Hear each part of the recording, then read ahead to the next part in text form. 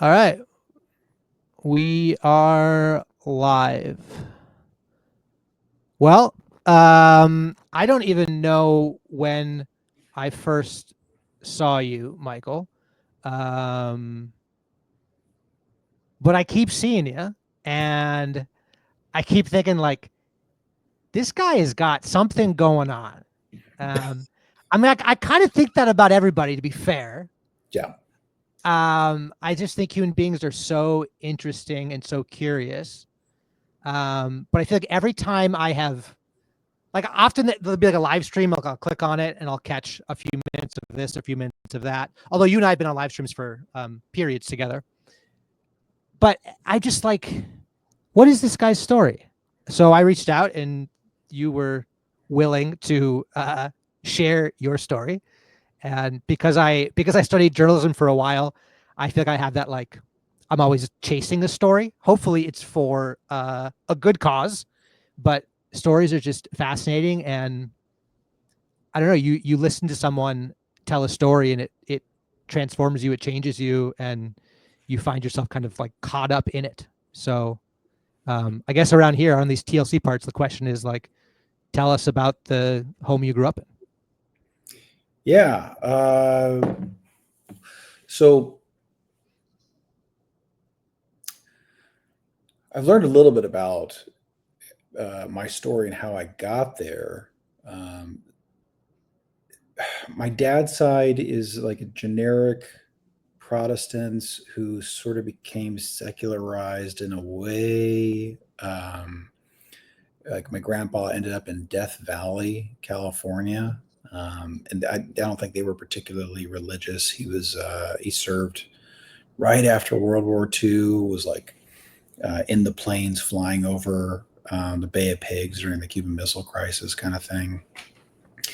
Um, so dad's side, which was most formative for me, was uh, um, like non-church, like maybe Easter Sunday, if that, Protestant, so very cultural. Okay, so then mom's side, she comes from uh, largely like this kind of Anglican background. Okay, but mom didn't grow up in that. So the but my mom's side did. They're like Michigan people, and just recently in the last year have I kind of found some of that family, been able to see like my great grandma's gravestone up there and all these things. But my mom's uh, my mom's childhood was in a very broken home with significant alcoholism and violence. Is very, very rough. She's got a heavy testimony that she gives often. I don't think she'd be mind me talking about at least some of it, where she's like dealing acid at 13. And yeah, like pretty bad, pretty rough. Okay, so mom has like a real heavy metaphysical experience, real come to Jesus, road to Damascus kind of moment. Um, and she tells a story. She land, she's like getting high with her boyfriend at the time. She's like, okay, well, if we're gonna get married, we got to know something about God. I don't know anything about God. This is the way she tells the story. And she, I don't know, it was like middle of the night or something, goes find some Methodist church down the street, sits on the steps until the pastor shows up, right? So that's like the start of her journey. She goes home, she's throwing out all of her like hippie posters and throwing her drugs away. And she like when she's throwing her drugs away, she's dealing. And so there's people that are going to come looking for their money if she does this, right? It's like Okay, a so real sacrifice. it's real sacrifice. And so you know, my mom is one of these folks uh, who really understands what demons in like direct encounters of demons really how that manifests, what that looks like, and to grow up in a home that is full of that is the way she would talk about that, I think. Dad's side was a little bit more simple. He had this mentor for, I don't know, some trade work related to auto. And this guy was a real faithful Protestant Christian, good guy, Ed. And he always wanted to see Ed blow up. Because my dad, I don't know, he'd curse a lot and joke and all these things. And he just couldn't, he never saw this Ed guy curse. And it bothered him. He's like, I really want to get under his skin. And he tells this story about how this crazy thing played out, and like a bunch of silly circumstances happen where all these things like hurt Ed. Like he gets hit by this thing, this pole hits his head, and whatever.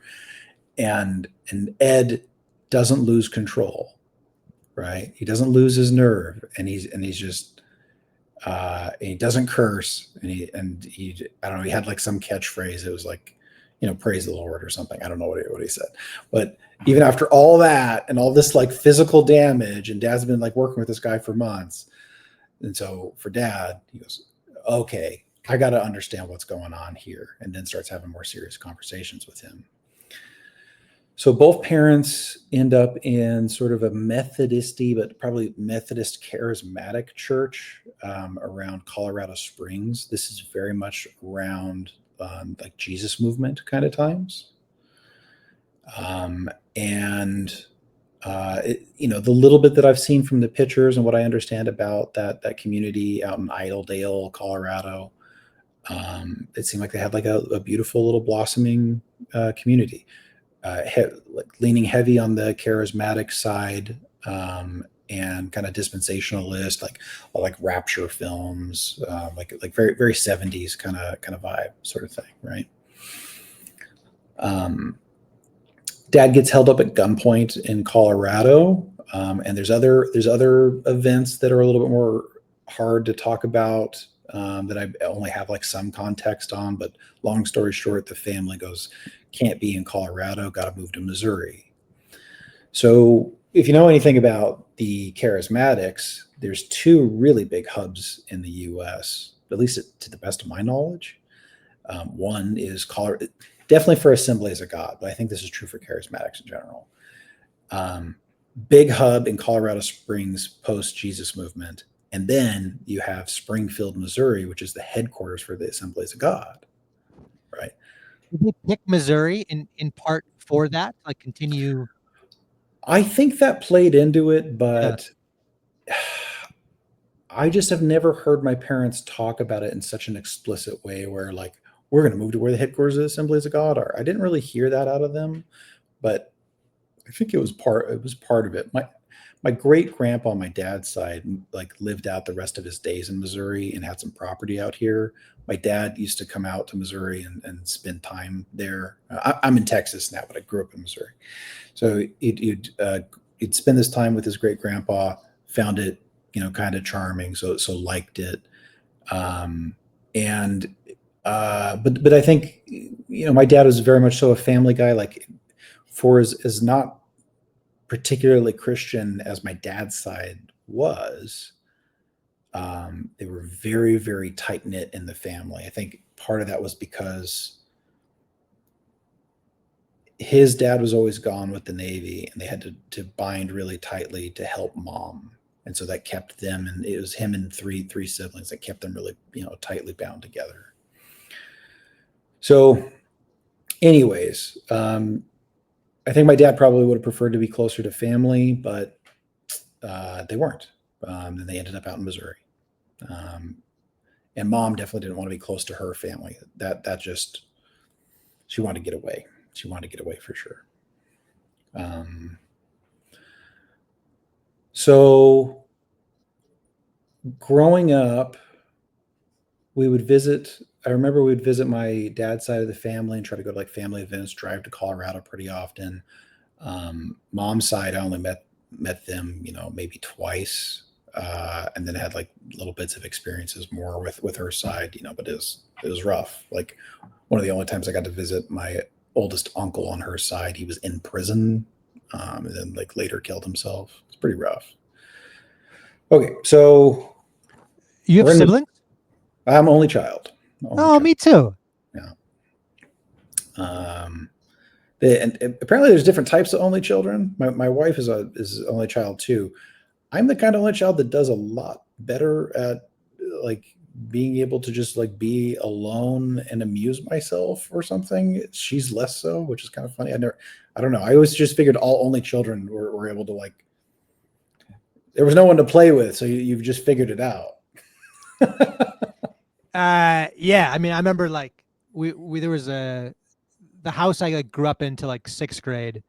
We had like a playground, like a jungle gym, and like I mean, it was just me, you know, just like there's nobody to push you on the swing or like all of the imaginary games I played, which I played a lot of, was like I played, you know, I don't know, 10 roles. Like I was the villain and the hero jumping around the jungle gym, which is probably like a certain level of insanity. I don't know, but like I mean, there were some neighborhood kids around, but I didn't always get along with them. So it's like, yeah, you got to tell a story and play through a story. So you play all the roles. That's right. That's That's right. what I did. Uh, yeah, lot of me being both sides. Here's these little action figures, and I got to do all the things myself. Okay, so formative years. I mean, the town we moved to was out in the middle of more or less out in the middle of nowhere. The town was less than 1,000 people. The school that I went to was K through 12, one building. Like a class of like 40 people. So it's pretty small. I used to walk across a hayfield every morning to get to school. Like this is out there. It was kind of a German community of sorts. Not that really meant anything for anyone there. They were a couple, 200 years into that, something like that, 150, 200 years into that. A lot of Baptist churches, a lot of charismatics.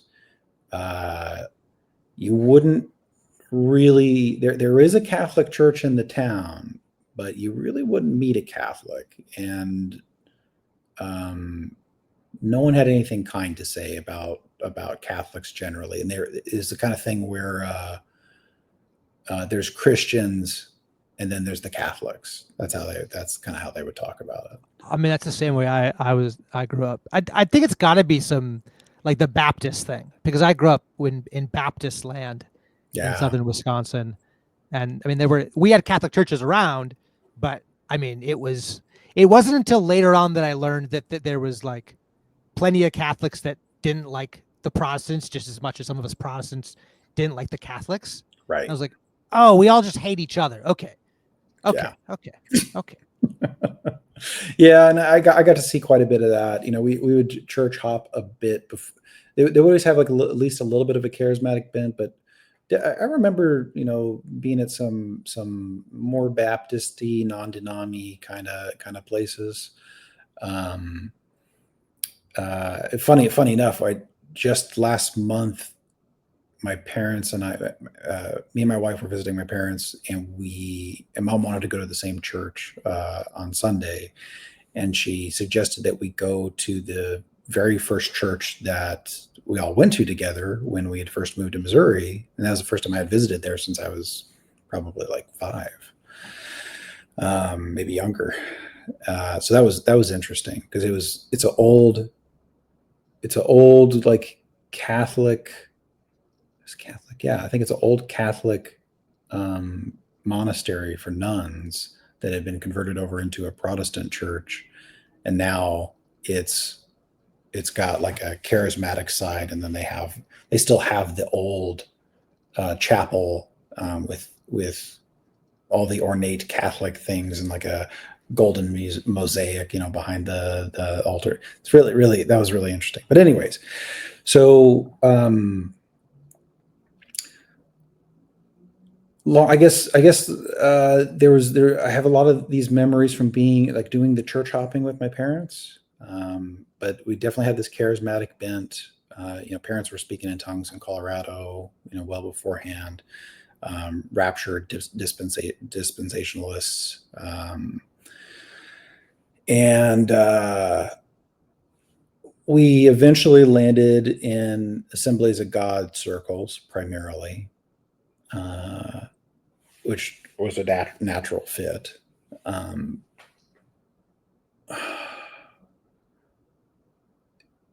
remember being kind of charming, like the church that I mostly grew up in my younger years. It was in this old canning factory that a carpenter pastor within the Assemblies of God had like been trying to convert into a church, and then grow it up enough to buy some land, and then like because he was like a general contractor, carpenter type, he wanted to like build a new parish. I remember seeing the schemes for like what the new church would look like, and we even got that land a little bit later on, and he's like, okay, well, we got to build the gymnasium first. We'll hold services in there, and then we're going to work on this long-term project. And the church was growing, quite fast. Well, we get about a year or two into being into the gymnasium, and pastor gets up, and there's some drama. We don't really know what's going on. We're like young teenagers, and he goes, he gives a confession about having committed adultery and stepping down. And I mean, dude, at the time we had just gotten this new youth pastor, like this big like bodybuilder dude, Rick, and his wife, and they had just like moved to Billings.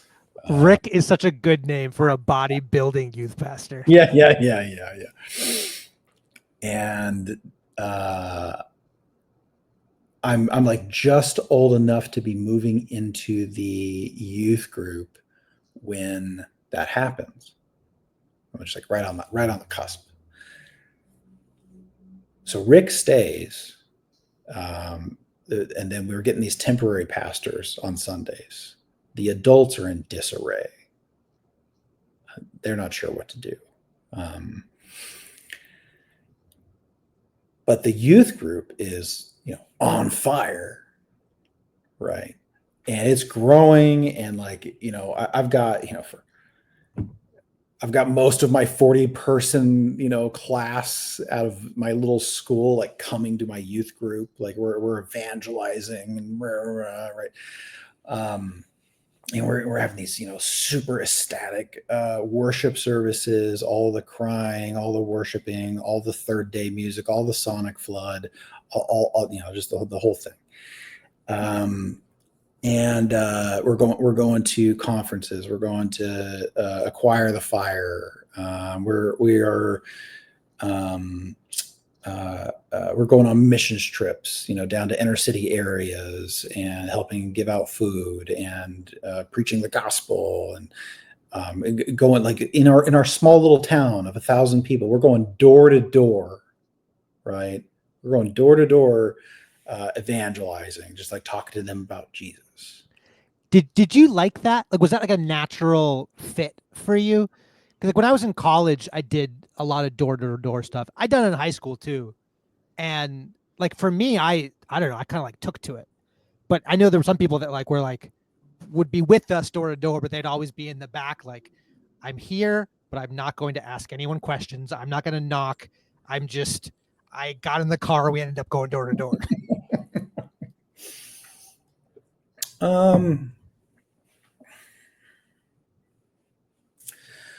Of the what I remember about it, I'm more and more skeptical about the accuracy of memories these days. But what I remember about it is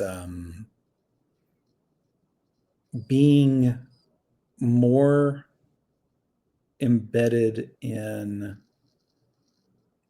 let's say, the Pentecostal charismatic tradition. Not that I wish I wouldn't love that word, but being embedded in that, having more scriptural awareness, having memorized a lot of scripture, being like mom was really on it. We're like memorizing scripture when I'm a kid all the time. So I'm like really embedded in this, and I'm really in, and but I'm also super low in agreeableness, right? So in a way, I think what haunts me through my life is sort of a pretension about, being right or something, being more right, you know. Um, and I think that part of me enjoyed it and was into it to like, but to be, sincere and be earnest about what we were doing. But I was also kind of always carrying along, some skepticism, and it probably, deeply justified with test the spirits, and so I'm like testing everything, you know. And mom, really kind of embedded in me a distrust for like anyone, like test the spirits, that that no man, don't make men and idols. So it's a very anti-authoritarian kind of perspective. Not uncommon for where I grew up, but I took these things largely to a far extent, maybe not the farthest extent, but farther than most. So on one hand, I would enjoy going door to door, but on another hand, I bet if I saw something or a way that it was being done or what we were talking about or something that I thought could have been better or whatever, that I was probably like throwing critiques around it, or kind of undermining maybe in some ways my youth pastor in like one way or another. I can imagine doing that. That's probably in line with with my disposition. Me too. So that starts to fall apart. Like, we're, at 13, I remember going to, like, but this is before it falls apart. I'll get right back to that. I remember praying for months in advance, like, looking for the gift of the Spirit of speaking in tongues.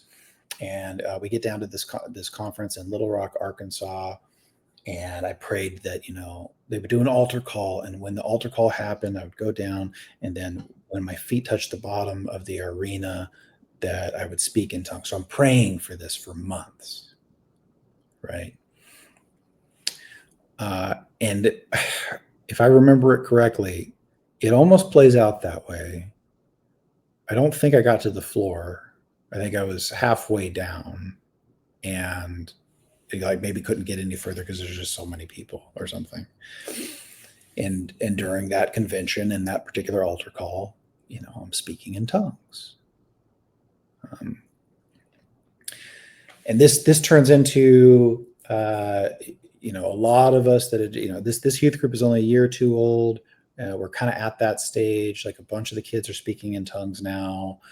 We're having these really heavy worship services. We've got a lot of the classroom coming together, and like people that we know, and then people coming from other towns, and like it's really kind of growing. And our youth group is like pretty massively eclipsing what's going on with the adults, right? As they're still in disarray, and we got this temporary pastors. And in fact, the pastor that we had, who sort of ended up being a more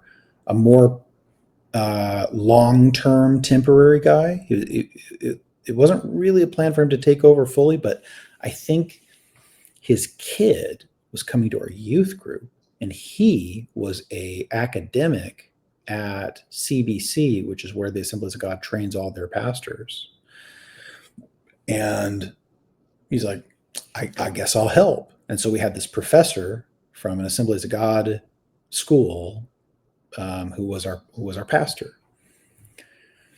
We'd later find out that he was struggling with what he would call bipolar, and we would have these really strange things. So he'd give these really interesting, intellectual and in as far as that word works within, the like Assemblies of God, right? Like within their framing, right? Like the heavy academics for that.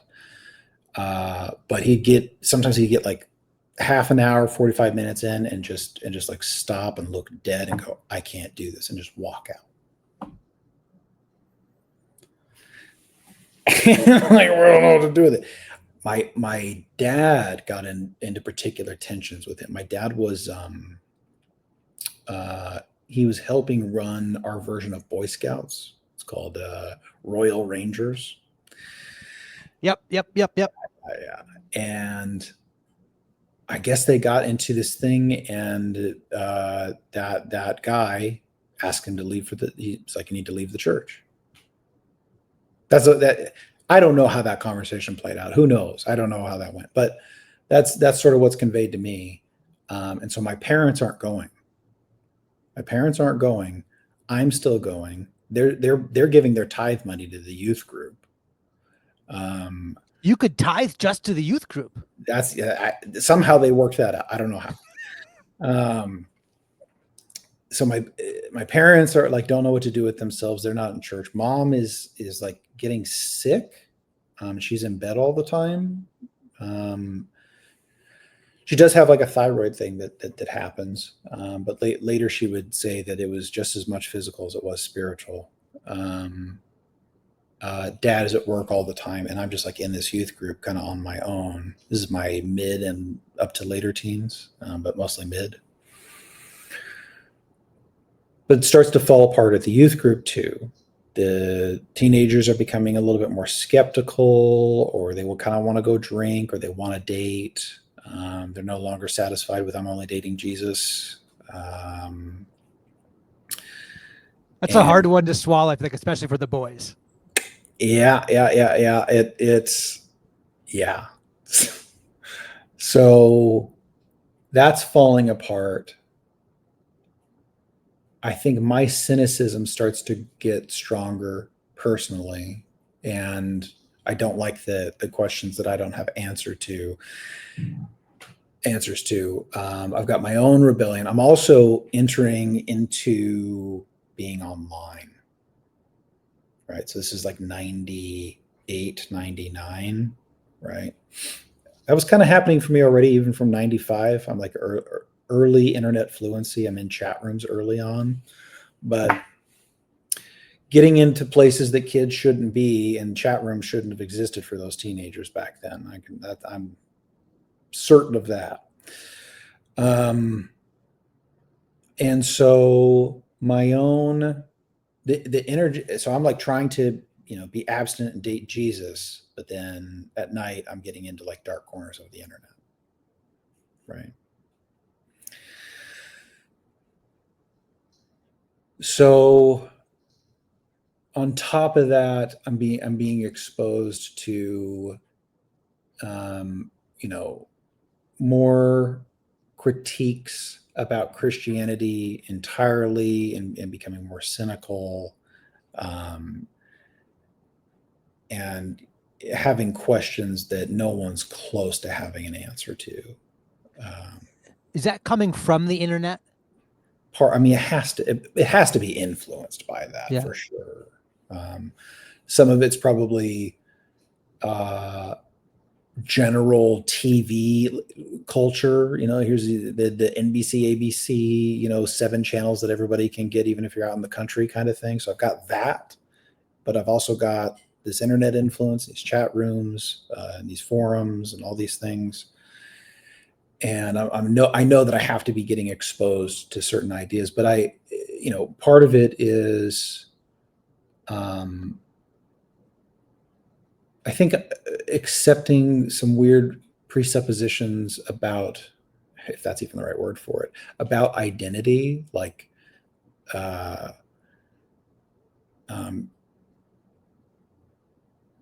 my dad was extremely homophobic, right? He would say pretty aggressive things like, we should just put them all on an island and nuke them. Oh. Nuke them is a very common I had a father and uncles that liked that phrase. Yeah. Just nuke them. And it could be No. anything. Just nuke them. Like that was just a solution. It was just whatever the problem was, nuke them.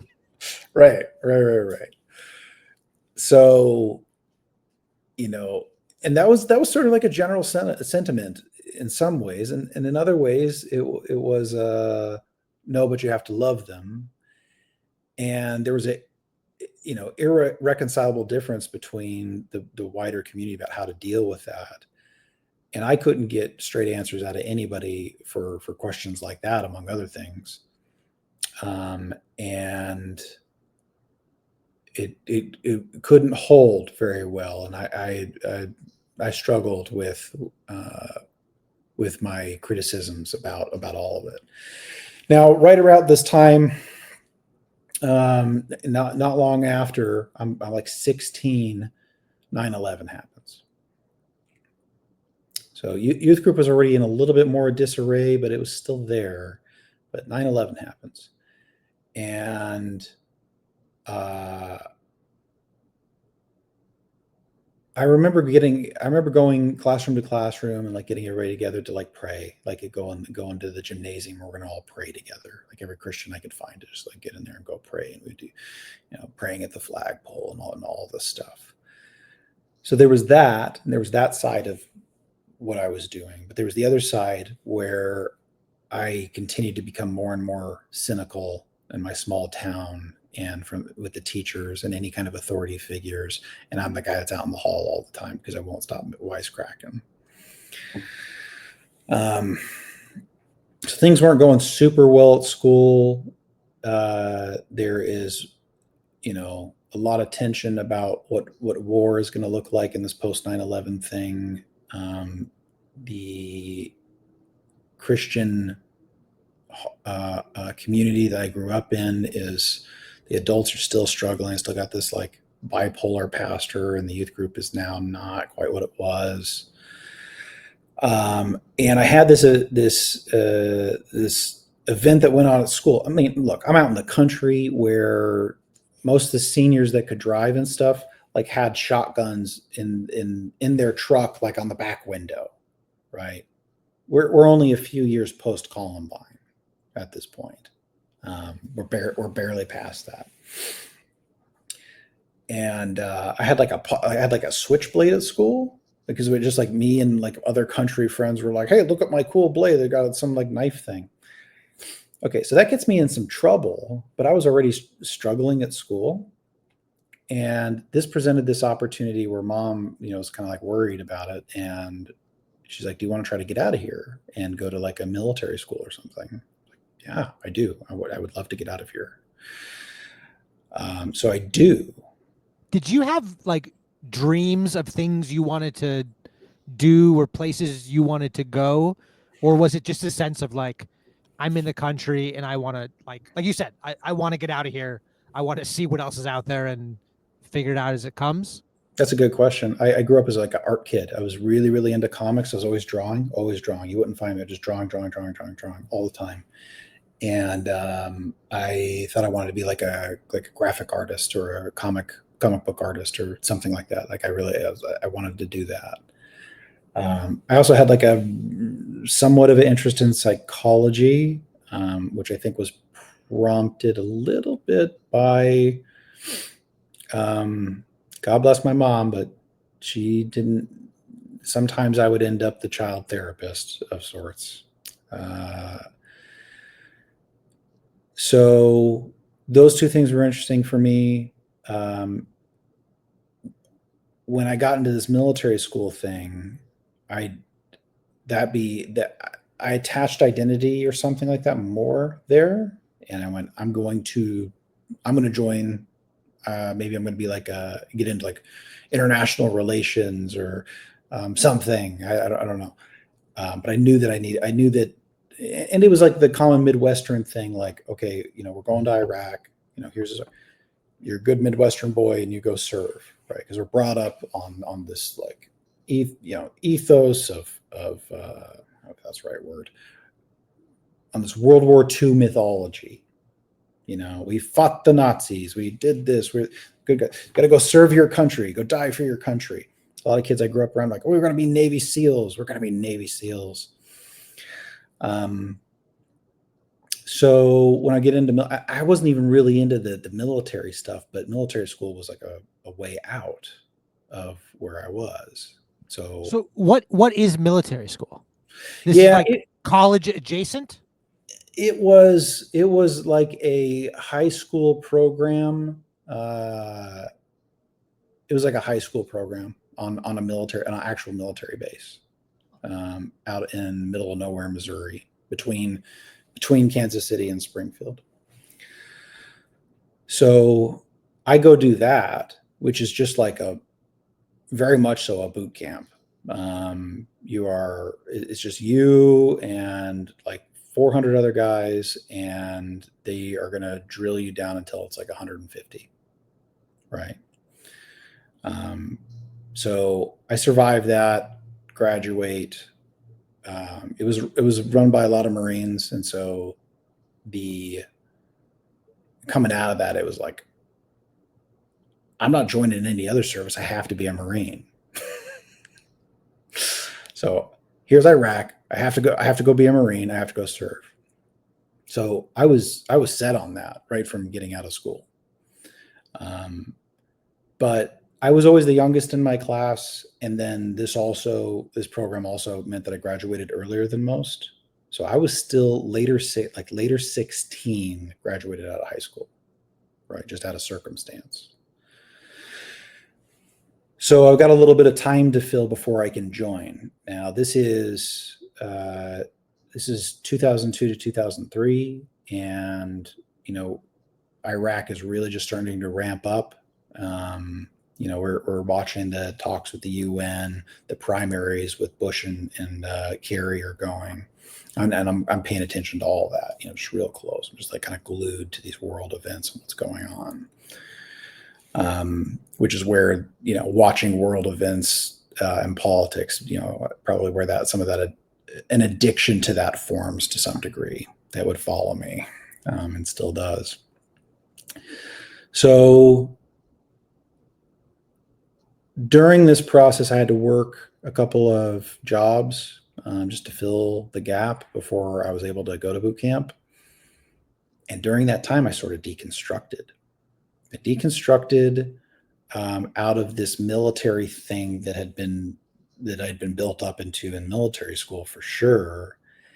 And I was watching these primaries on the internet, all these things, and I didn't trust what we were doing. I was listening. Where are you living right now? So this is back home in near Springfield, Missouri. Okay. And so I have this distrust about what we're doing in Iraq is going in, all of it. I can hear the criticisms from the United Nations, and I'm like, I don't know if this is quite it. But it's my easy way out of my small town. So, and I wasn't about to join any other branch. I still had to be a Marine. So I join, and at the time, it was really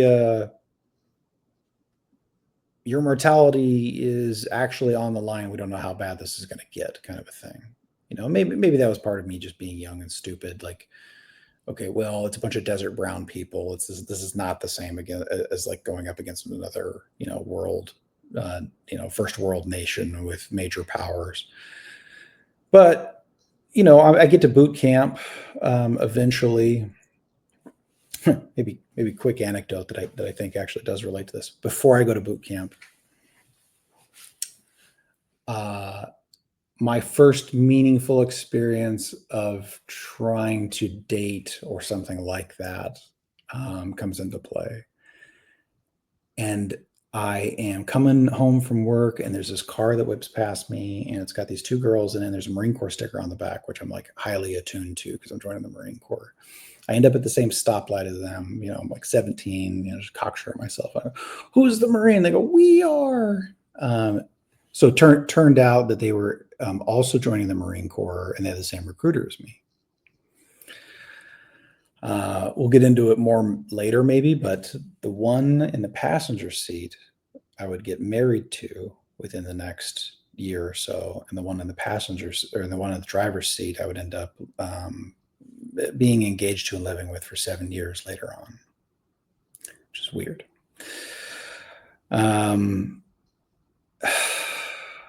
So in that moment, when you like pulled up next to them, when you think back on that, does that feel like a fateful moment, or does it feel like just a random occurrence? it feels meaningful. Yeah. It feels meaningful, and it had and it was extremely consequential. Um, but I think that's the best answer I have for that right now. Join the Marine Corps. I'm keeping in touch with, who would end up being my first wife, over letters. I had not really had a girlfriend. I'm like later 17s, something like that. Like what the years that I maybe would have done that, I was like deep into youth group and then this military school thing. So, but Linda, she couldn't make it through boot camp. They actually left before I did, and she got hurt and had a couple of surgeries, and then ultimately was sent back. But I went and hung out with her like one night before I had to go to boot camp. It was like 2 days before I had to leave for boot camp. And that turned into a relationship over letters, and became my girlfriend. And I'm still like kind of carrying through, this kind of seeing myself as a Christian, and I'm still there. I'm still attached. She's a little bit of a newer Christian. So while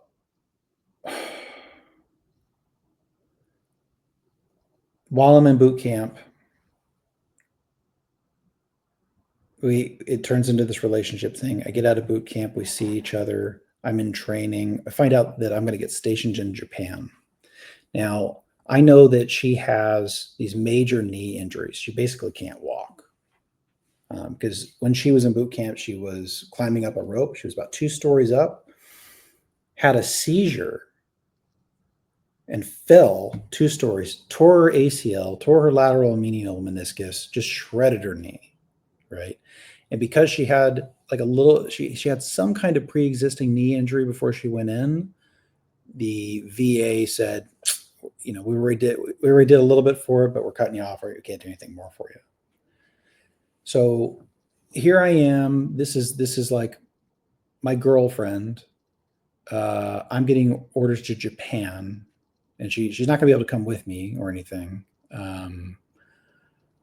And I know that she has these medical problems, and I know that if we get married before I go, she's got the benefits that she should get out of the VA, like that. And I went, this is God's will for my life. That's the kind of language. This is God's will for my life. And it's my first girlfriend, all that. So, when I get out of training, right before I go to Japan, we get married. And we knew that in doing that, our very first year we would have to spend apart. I was going to be in Japan. She was going to be in Florida. And that goes not super well. It went okay in some ways and worse in others. We're both young. I was 18. She was 18. Because you're not, and there's no coming back to visit, right? I mean, this is with it being Japan, like it was such a ordeal to try to make a visit happen with the time off and the travel and everything else that it was just kind of impractical. In retrospect, like we probably could have just like made it practical and figured it out, but we didn't. So we spent the first year apart. I get back. It's kind of a fresh start from us, but she still has a little bit of college stuff to finish up. Can I pause you real quick? Yeah, How was Japan? I loved Did you Japan. did you get to enjoy Yeah. Japan while you were? Most guys that go to Japan go to Okinawa, and Okinawa is about as much Japan as Hawaii is the U.S. It's like it is, I guess. Um, I was on mainland Japan in Iwakuni. It's very different than Okinawa, and I spent like a month and a half in Okinawa. I got to see the difference. Um, so where I was at was only a 30-minute train ride to Hiroshima, like where we dropped the bomb. Right. So I would spend my weekends there usually, and like just in the vibrant town of Hiroshima that's all rebuilt, and I got to see the memorial. They have a museum thing, and they also have like I can't remember the name of the building, but they've left it alone since the bomb was dropped, so it's almost in the exact same condition after. Yeah. And the museum is crazy. I mean, you get to see the concrete where people's shadows were burnt in from the flash. Is pretty rough, but Japan, I really liked it. I really liked it. I really appreciate a lot of Japanese culture things. Learned to love Japanese curry more than I can begin to explain. Uh, like it's the kind of thing I'm eating like 2 or 3 times a week, sort of thing. They eat Japanese curry about as much as we eat pizza. Like that's how big that is there. Anyway, so I loved that. Learned to salsa dance there because of all the Hispanic What? guys that I know. It was very random, but that happened there. A lot of the guys I was stationed with are Hispanic. Like there's some amount of like my white Midwesterners, a bunch of Hispanic dudes. A lot of them not citizens even, right? A lot of Colombians, a lot of Cubans, and then a handful of black guys that would be there too. Now, that would be usually the unit makeup in most places that I was in the Marine Corps. But I would often end up hanging out with the Hispanic guys, and I'd get dragged into these situations where I was at like salsa clubs and stuff. So I ended up having to learn how to dance a little bit. Not that I was any good at it. That's not a bad skill to have. Not a bad skill to have. It's not a bad skill to have. Okay, so I get back. I get back into the U.S. And my duty station is in Scranton, Pennsylvania. This is almost the exact same year that The Office is starting to be a show. So this is like 2005. Wife can't really live with me fully there yet. She has to go back for some college stuff. So she's there. I'm alone in Scranton, Pennsylvania. She comes up a little bit. Her grandpa gets sick. She has to go back down. She's gone for 3 months. While she's gone, she has like her brother and like some weird lady that was a student of his for like Tai Chi who says that she's got like somebody trying to stalk her and kill her. And Linda puts it up there. My wife, she puts it up there like, oh, you can come live with us and get away from that or whatever. So I got this like random lady that comes lives with me while I'm out there before Linda's even back yet. Now don't get me wrong. This lady was like 6'2", pushing 350, right? Like just a brick wall of a person. That was strange. Eventually, wife makes her way back up. Crazy stuff goes on with this lady that was living with us, where she was lying about the thing the whole time, and she had other lies before she fessed up to any of that. Where we had to drive her to a hospital in New York City, 2.5 hours away in the middle of the night. It was like this whole weird thing, and we were too young to be discerning any of this stuff. So finally, after a year and a half, we're living together without some crazy ordeal. But I think I was already done before that had started.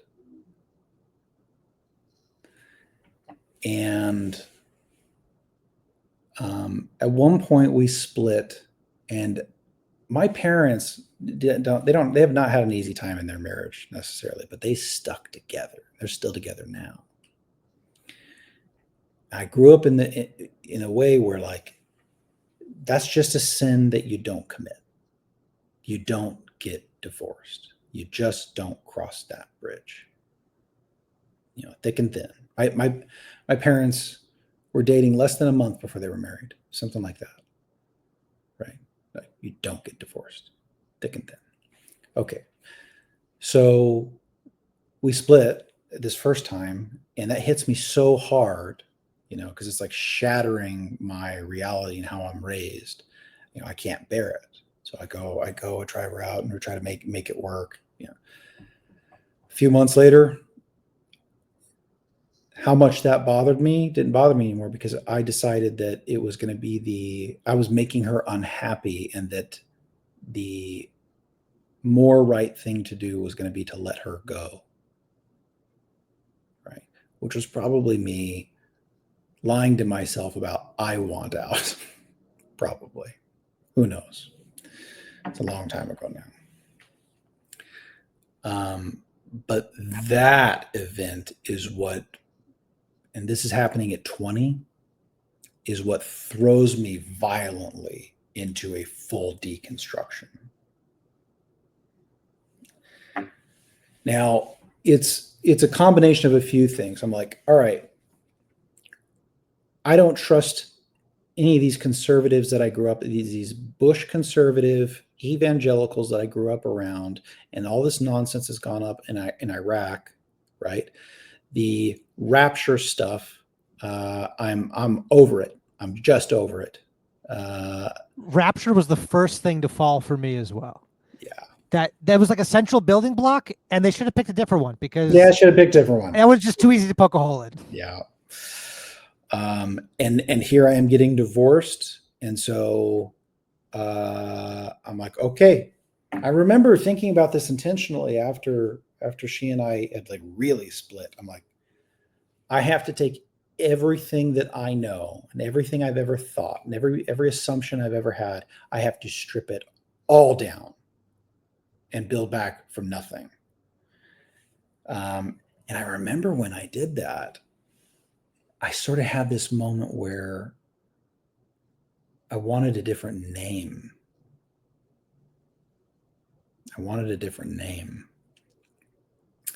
I didn't end up going that far, but I sort of ended up doing that in a way where I wouldn't use my first name anymore. I was in the military, so that was easy. It's my, it's just my last name.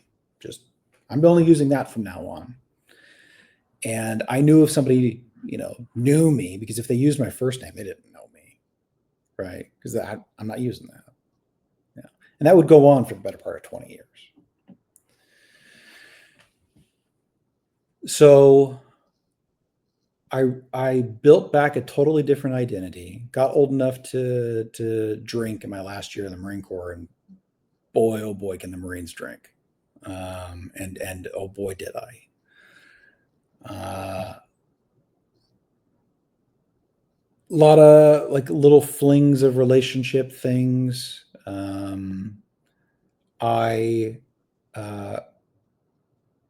I just wrote off all of Christianity as just hogwash. I had largely already separated from my parents, like during this, like when I was in Japan and otherwise, I was like writing, uncharitable letters of like, I just don't like you, so I don't really want to talk.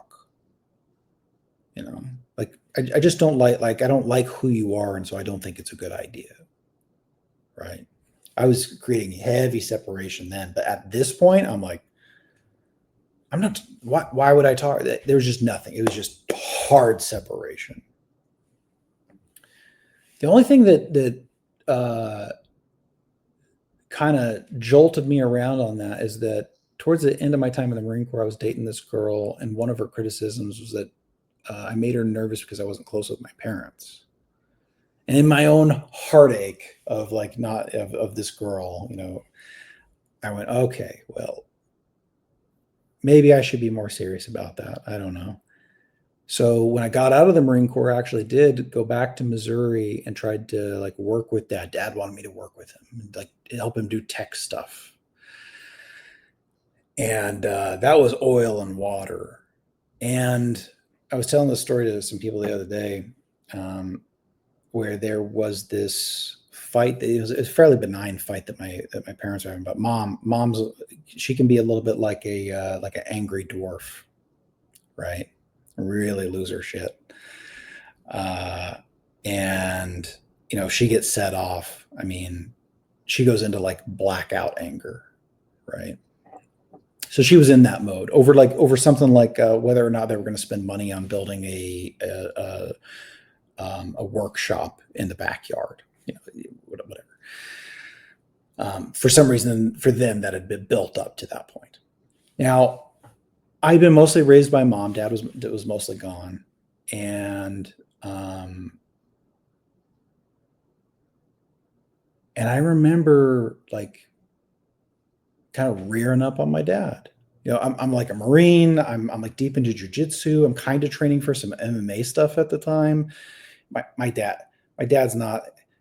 He's a simple man. I mean, he's like 6'2", but not a strong 6'2". He's not a fighter. He's not a fighter. Yeah.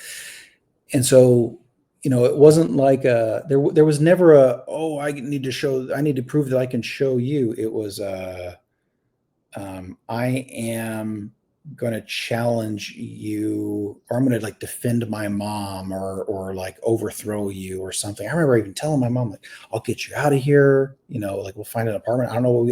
I don't know, but we'll figure it out, Mom. Like it wasn't that bad of a situation. And like, she comes out of that anger mode. I hadn't been around this in 5 or 6 years, but she comes out of that anger mode. Barely remembers any of it.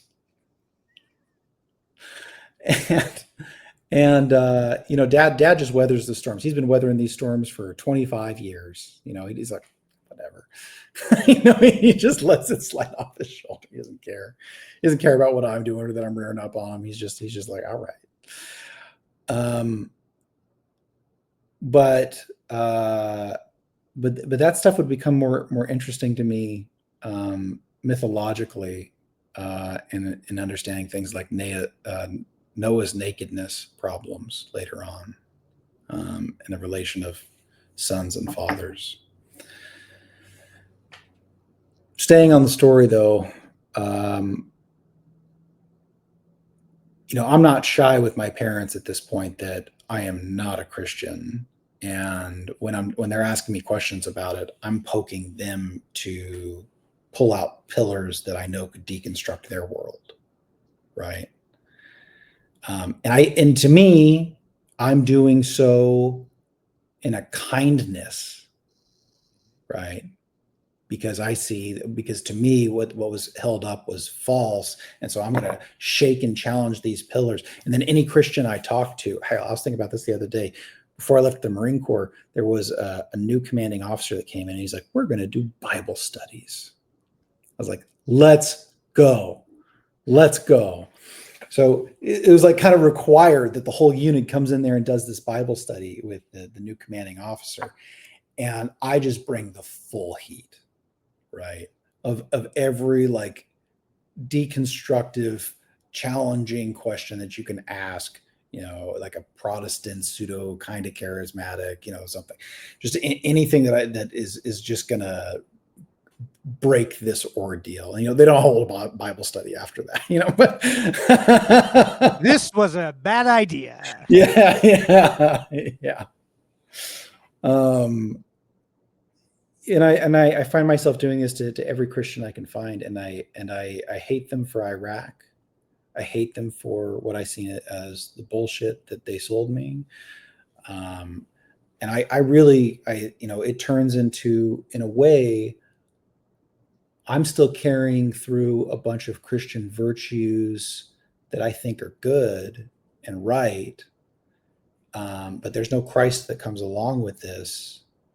And I'm going to go on a holy war, in zealot mode to tear down anything I see as a falsehood. Right. So that that like instinct, that impulse, that anger, is that just coming from like the geopolitics situation, or were there things from the church that had like, I don't know, caused you personal harm, hurt your family, all of that kind of stuff bundled together? I mean, but bundled together, it's definitely not just the geopolitics. It's probably more the personal, and the geopolitics are an excuse. But the geopolitics were also very personally impactful to me, right? Like I had friends who died in Iraq, right? So that wasn't abstract. That was very real and direct for me, right? So it was like the whole picture. I remember calling my youth pastor after I deconstructed and I'm like divorced, or split and not quite divorced yet or something. I remember calling him and saying, all the things that we talked about, how to date and how to be abstinent, how to manage it, like all the stuff that we went through about how, as teenagers we should prepare ourselves for it. It's all of it was wrong. All of it set me on a wrong path. Like and here's why, and here's what happened, And I remember him telling me, I'm getting that call a lot these days.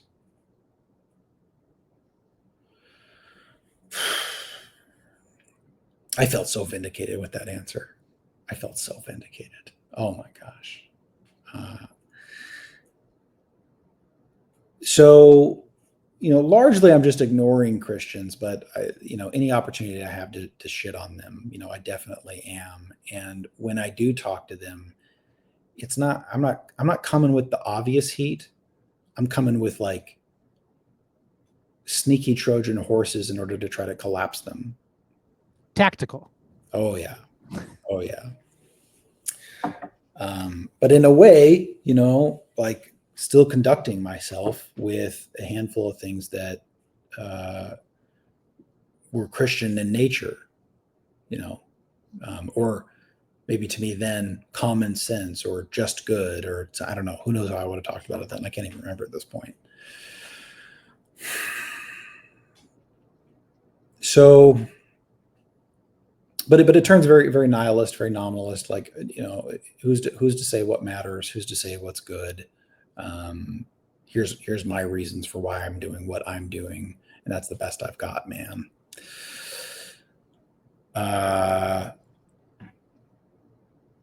I'm just sort of figuring things out for the next few years. I mean, gosh, I'm getting out of the Marine Corps. This is the end of 2008. This is before I was trying to go work with my dad, and that almost fight breaks out. So you hope that you get out of the Marine Corps at a good time, right? Like, okay, I want the economy to be good because I'm coming from this really stable thing, stable housing, stable food, all of it. Everything's just taken care of. So you hope when you get out, you're getting into something like a good situation. Well, I got out about 3 weeks before the bubble burst in 2008.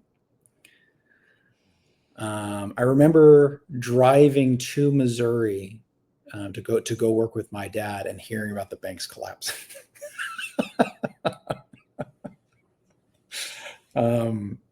Now, I don't know. I don't think it was all that bad for me. I was just like an internet technical guy, and so it wasn't too hard for me to land something and figure something out. But it wasn't super smooth. So I'm mad about on top of the foreign politics, war, intervention stuff, anything that had to do with it, what I understood Christians to be. On top of being mad about all of that, I'm also kind of blaming all that for the economic collapse. Like, really, like these people are war criminals and the devil, right? Like they're just awful. And just blaming them for all my woes, or there's all my woes. And so I make do with friends that will drink with me till we're silly, and just do whatever work makes sense to get by, and then find some girl that I'm fascinated with, to keep myself distracted, and drink some more and work some more, and just whatever, just rolling.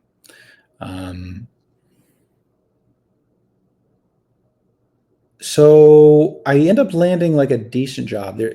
situation changes. So I end up leaving Missouri finally because I'm like, I do not want to be here. This was a stupid idea. I came back to try to be closer to my parents. To hell with that, not doing it. I got to bounce. And so I was in Pennsylvania last. I'm going to try to go back to Pennsylvania. So I go back to Pennsylvania. And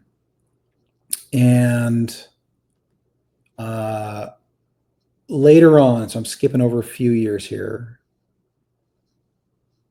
So about 2010, leading into 2011, I end up with the best job that I've had since the economy crashed, doing like supply chain work, something at like a Fortune 500 company thing. Not bad. It was low corporate pay, but it was like not bad. Good benefits. A possible future, Yeah. a career ladder to climb. Yeah.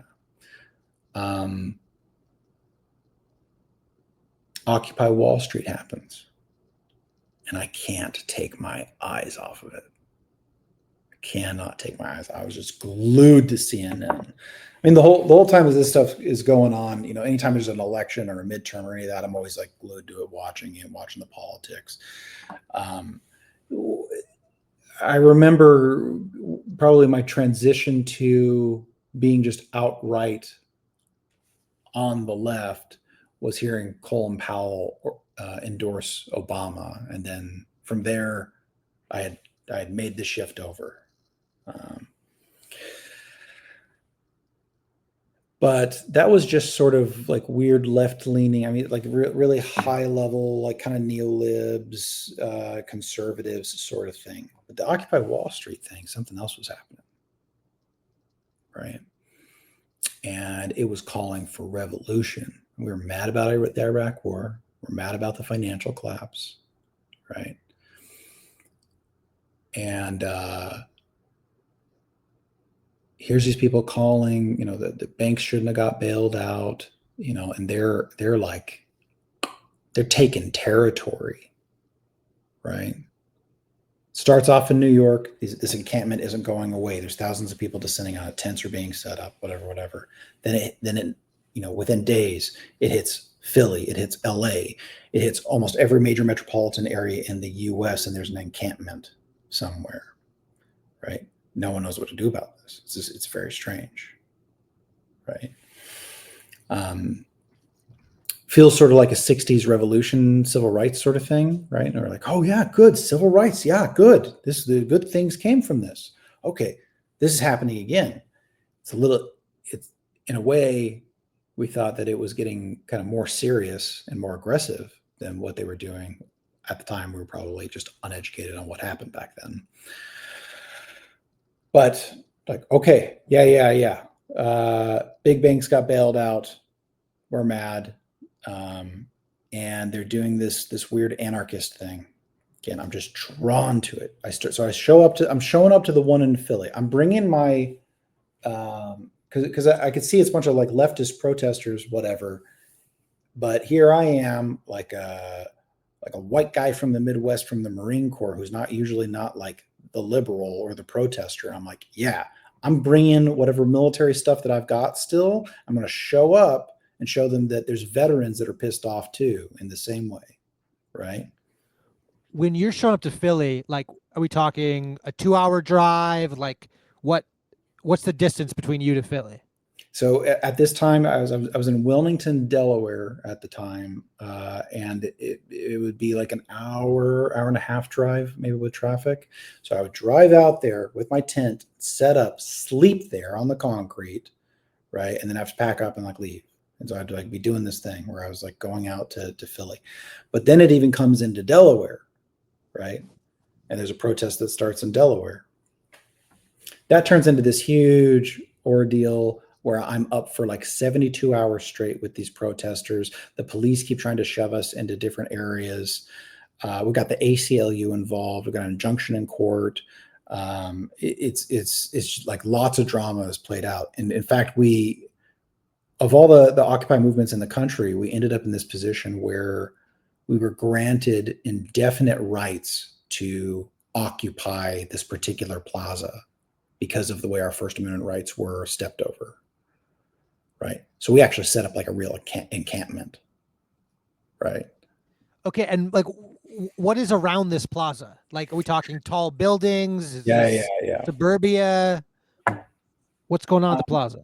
So this is in Wilmington, Delaware, and there is like City Hall right in front of it. There is the Supreme Court building, just like almost like on the other side. Like me, it's like downtown, right in the center of these things, where we're going to catch politicians. So I think they just kind of thought like, well, give them what they want, they'll kind of burn out, which ultimately was right, but it would take some time. It would take 2 years. Now, I was there setting up in a more dramatic way in the beginning. We're getting like military gear in, setting up these tents, setting up like, like supply chains for food. We're having these teach-ins, and I don't even really know what I'm talking about at any of this. I'm just mad, but I'm being taught. I'm being indoctrinated, right? From eco-activists, communists, libertarians, people who want to see Glass-Steagall repealed or restored, that want to see amendments to the Constitution on corporate personhood. It's a hodgepodge of everything from Ron Paul stuff to trans rights, right? And are you making friends? I mean, like, are you just like finding community here as you're setting up a tent? Like, people are looking, going, "Hey, there's this military guy. Did anybody talk to him?" And then Oh like yeah, you're becoming part of a network. I was the closest thing that looked. The weird thing about those circles is you can't have any leaders. It has to be flat, no leaders, right? But through acts of voluntary autonomy, right, something can evolve that naturally has a form to it, right? But you can't establish leadership. So at most they would set up spokeswheels, which were like temporary republics, right? From a flat democracy thing. But we tried to manage things through direct democracy, like really, really anarchism, like black and white stones of voting systems from the Greeks, and like you're doing this with hundreds of people, right, in order to decide how what your group should do and how to develop. So folks like me, extroverted, former military, assertive, disagreeable, right? There's a certain kind of I can get something moving faster than most of these people, right? Just by sheer force of will, right? So like, I don't care whether any of you agree with me. I'm going to do something, and if you want to do it, come with me, right? And they're fine with that model. They're fine with that model. They don't care, right? And if they have a problem with it, then something else will rise up against it, whatever. Or maybe the General Assembly can get together and then like try to do something to counteract it and bring it down, whatever.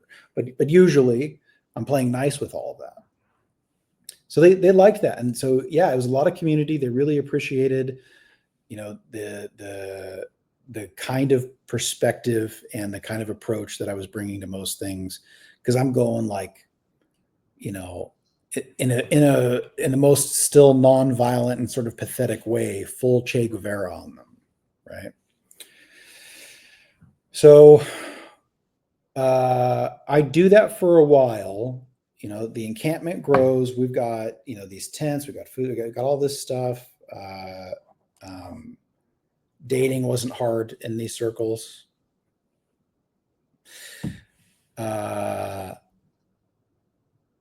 But I don't care about that because we're in a movement, right? And there's a revolution coming, right?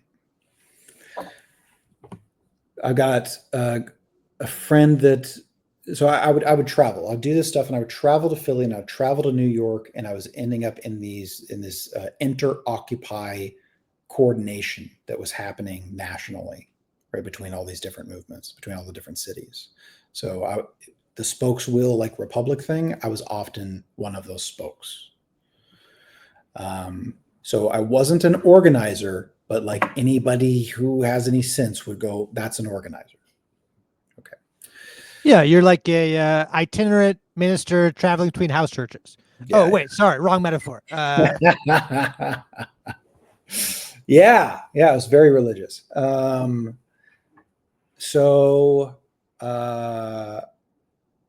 Yeah, I'd end up in New York. I'd end up in Boston, Chicago. I didn't end up going over anywhere on the West Coast. Things were pretty crazy out there, especially in Seattle and Portland. They had far more developed anarchist factions. At the time, they would be called Black Bloc. Later on, those exact same groups using the exact same tactics and wearing the exact same things would be referred to as Antifa.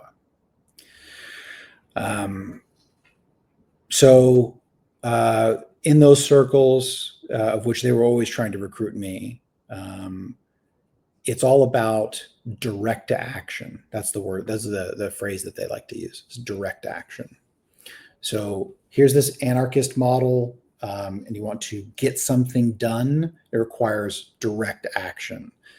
Now, the only limitation on direct action is basically physical harm to another human being. Everything else is on the table. Everything.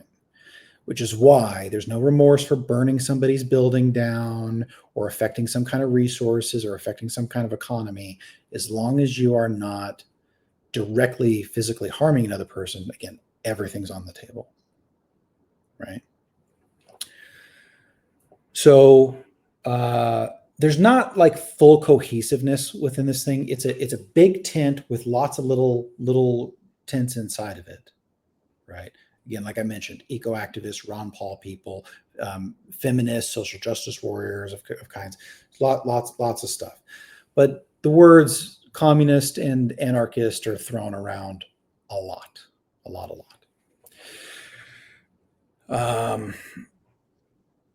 By the end of it, I would identify with basically all of these things. I'm a deep green resistance advocate. I am a social justice warrior. I am fighting for economic to fix economic inequality. Bernie Bro stuff, basically. So here, just this wide stretch. I'm a militant feminist. The one thing that you really wouldn't find there in any of those groups was a Christian. And we spent a lot of our time talking about how much we hated the evangelicals in particular. Who would take us in, though, and who we really liked, relatively speaking, was the Quakers. The Quakers love the anarchists. And they would work with us, especially in Philly. The Quakers were a safe haven for the Occupy movement, right? So, like, are Quakers showing up to the movement, or they have a building? They would show up. They had facilities throughout Philly. I mean, it's Pennsylvania, so there's long-standing Quaker presence there, and very anti-military, anti-interventionist stuff. So they're feeding us all the time. They're bringing food to us. They're giving us space within their friend's house to hold meetings. They're in sync. They're in sync with us. And there's two big friendship houses in the area. Both of them are working with us. Now, I can't say that for the rest of the country, but that's a Pennsylvania distinctive for sure. So I'm kind of like leaving the Delaware thing because it was like a small encampment, and I'm sort of like moving up my way through this like chain of, heavy involvement with the Philly guys, then kind of moving up into New York and then DC stuff as my involvement deepens because I kind of gave up my corporate job, and I did a weird thing where I'm using their offices as a place to help host conference calls. I'm on the news, and so my coworkers know what I'm doing, and they just don't know what to do about it or how to talk about it. Uh, when I leave, I just kind of stop showing up. I remember a call with the people I was working for, and they're like, and I remember telling them, "Well, we didn't say it wasn't a remote job."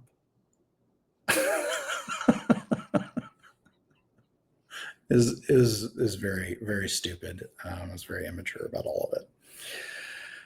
So I'm able to use like the little bit of money that I have saved up. I give up my apartment. I put all my goods in storage at this guy's house, which I end up losing all of that. Funny enough, later on. And I'm just deep in on this movement for a year. So I'm basically sleeping in tents or temporary spaces and doing this Occupy Wall Street thing for like a year, year and a half. You have any connection back to your parents at this point? No, is the short answer. Yeah. I think at one point I talked to them and I'm like, you should probably give money to this thing. Right. Maybe if I talk to them at all. So, and for us, it wasn't just like some leftist thing. We thought it was this big tent. Here's the Ron Paul people. We got Republicans in here too. In some of the like 4 years ago, January 6th stuff, one of the groups that you would hear about was, oh gosh, what were they called? I could find them. There's sort of Patriot Front. No. I don't remember now, but they're kind of militant, right? They're like a pseudo Not militia. Promise Keepers? No, isn't that the evangelical people? I don't know. Hold on. Let's take a look. I think Promise Keepers is but I think it's something like that. Anyways, all right. So there's this long-standing, kind of prepper militia that is like, we'll defend the country even if the country gets corrupt. They're always trying to recruit me too. So if it's not the black bloc anarchists, it's like the libertarian-ish, rightist things. And so that group, which I can't remember the name of, is one of these people who gets really really clamped down on post January 6th in the last few years. But again, that's just to illustrate this big tent where we're like, we're just as mad at Obama as we are Bush. We hate you all, right? And we want to overthrow this thing. And we would get these big marches, these big crowds. We'd get 300,000 people marching in New York. We'd close down the Brooklyn Bridge, right? We'd swarm DC. But it sort of pitters out. And we knew the kind of numbers that we were looking for in order for something to happen. And I remember getting to Chicago in 2012, and we knew that it needed to be like at least 100,000 or something like that for it to have some signs of life, because it was already starting to pitter out, and it ended up being like maybe 44, 50,000. Right. And a lot of us disband right around that time. One thing worth noting. So, well, a few things worth noting, but before we kind of leave the Occupy part of this, is, man, I remember being in seminars. Well, I tell people a lot about this, like pronoun seminars that I was going to in Brooklyn in 2011, right? Of how to identify yourself. I'm a cisgender male, ask for pronouns, introduce with pronouns, like this whole language redevelopment. And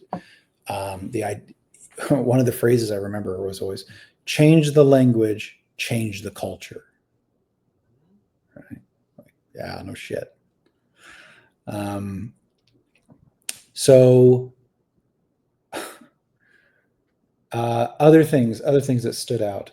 So there are these Ivy League professors coming out all the time. I was just gonna ask if there were like academia connections. Oh man, big time, big time.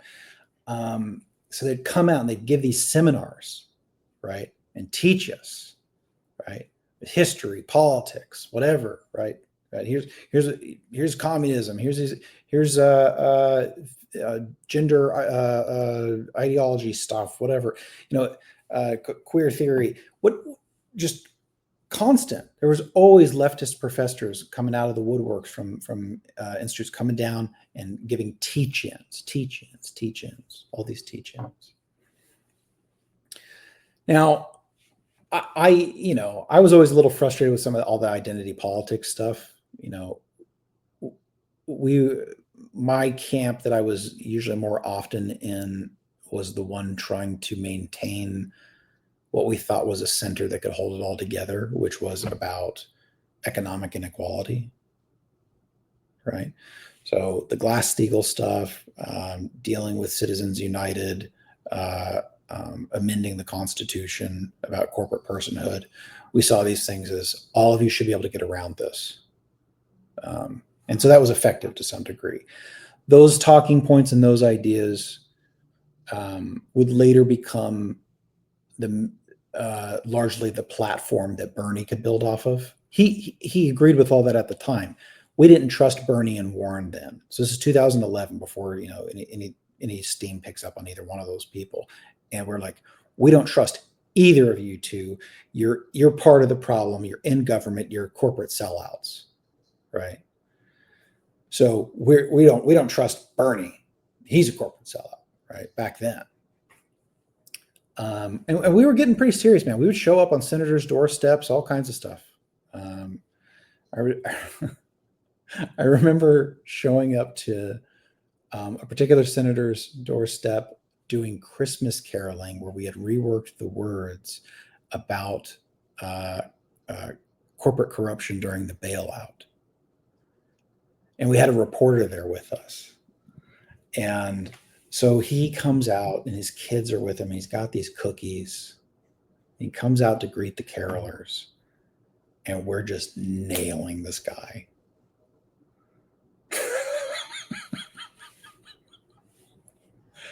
Because we were awful people.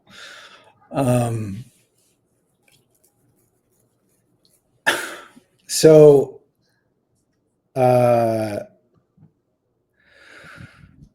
that gives you some of the picture on Occupy Wall Street and what was going on with all that. We had these theories about how this stuff works, especially in relation to the Arab Spring. We talked about the Arab Spring all the time. And we talked about these movements that would happen in Spain. And part of it was just cope. We were just trying to cope with things dying down. Or, well, what's going to happen? Maybe this was less cope than I thought it was now that I'm really rehashing it. Okay. People are going to go out to their respective communities. They're going to go home. Everyone's going to go home now. And then they're going to start forming their own little cells, right? And this is going to have like a organic life of its own. It's going to come around in DSA groups like Democratic Socialists of America. It's going to have these feminist groups. It's going to have this thing. It's going to have that thing. But it's going to bubble up on its own. I mean, that did happen. In retrospect, that is what's happened. But the key thing I wanted to point out about this that I think becomes relevant for later and is helpful for people to know about is the story that Vivek Ramaswamy tells from the other side. He tells this story from Wall Street side, right? From the Wall Street side, around the time of the shooting of Trayvon Martin, okay, there becomes this opportunity where the three-letter agencies who we knew we were infiltrated by all the time and dealing with all the time, and a collection of mayors all throughout the city who were worried about their cities. They're like, what do we do about this problem? We got tent people all over the place, these occupiers. Like, what do we do? Okay, so obviously a reasonable response is that you've got three-letter agencies and you've got mayors trying to get out of this situation in a way that doesn't result in like Kent state problems, right? Without anybody dying, right? De-escalate. So you got to use anti-communist tactics in order to deal with this because you got a big communist infection, right? So there's playbooks for this stuff that they've used for years. One of the tactics is get them out of the economic frame and get them into the social frame. So the Trayvon Martin shooting happens, right? You got this poor black kid that gets shot. And like, who knows what happened with that situation? I don't know. But this poor black kid gets shot. And you have all of these agencies and mayors that are going to implement these tactics to get the movement to start talking about identity politics rather than economics. Because if you can get them to talk about who's the 1% of gender and race, they'll turn against each other, right? And Wall Street is more than happy to back your DEI thing and throw some money around, equity and identity within the corporate. We'll set up trainings, we'll set up certifications, we'll do whatever. Just don't come after our money, right? So Vivek tells about this basically happening from the Wall Street side. I'm watching the infighting happen on the ground, where all of a sudden, me being a white cis male is a real problem, right? Okay, but before this happens, because this is like a turn. I'm going to assume this is a turn in terms of your community relationships. What does this version of Michael want? Because like I can kind of imagine what Marine Michael wants, because I have family that served and I know a number of Marines, and I mean sometimes I feel like most Marines want to protect the country and then eventually come home to a family and to still have a country. Yeah. I mean the simplest version of that. But like this Michael who is in and out of tents and is bopping from city to city. I mean, is it like the grand dream of revolution? Because earlier you kind of mentioned like it was easy to date, but that was not my focus. I was focused on the movement. Yeah. And then there's young Michael who was interested in technology and psychology and art. So what did this Michael, what was his dream? What did he want to see? At this stage, I was fully consumed by whatever we had to do to make revolution happen. That's all that mattered. There was no individual future. It was full collectivism, right? So, like, I've got a girlfriend, but it's like, like I'm not particularly good to her because I have to put what we're doing with the movement first. And then her attraction to me has to do with my involvement with the movement. So she's just sort of like being, strung around all over the place while I'm doing this. So I'm going in this direction. She's just like following along. Right. That's how most of it was working. And,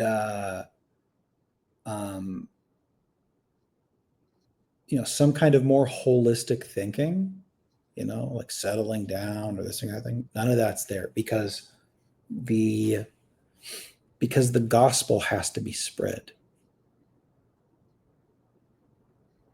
That's the most important thing. I've got to spread the gospel, right?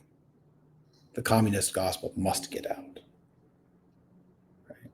So all focus is there. So there's a loss of any previous identity, to that one. Right. There's not really anything left, or at least nothing that that I'm willing to look at. But then it loses steam, and all of a sudden I have to figure that out because I don't know where it's going to go. Maybe it's going nowhere. So who am I now? What am I doing now? So once again, here's another kind of ego death and deconstruction. Right?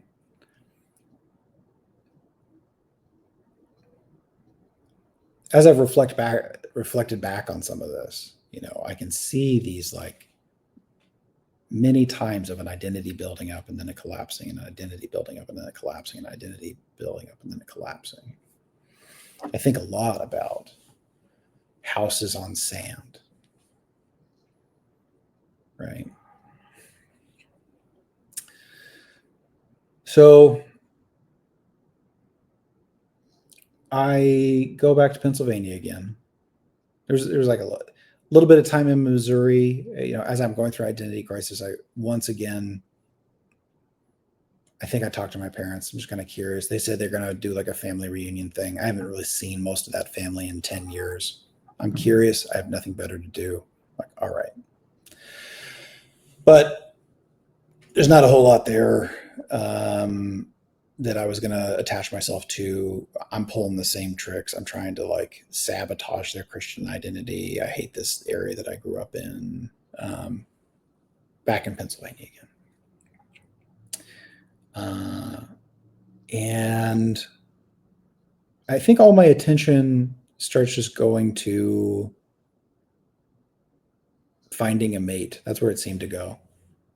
In retrospect, that's why I can see what's happening. There's like some like, okay, well, maybe I go to school for this, or maybe like, here's a career thing I want to do. It's job and girl. Let's find job and girl now. All right. So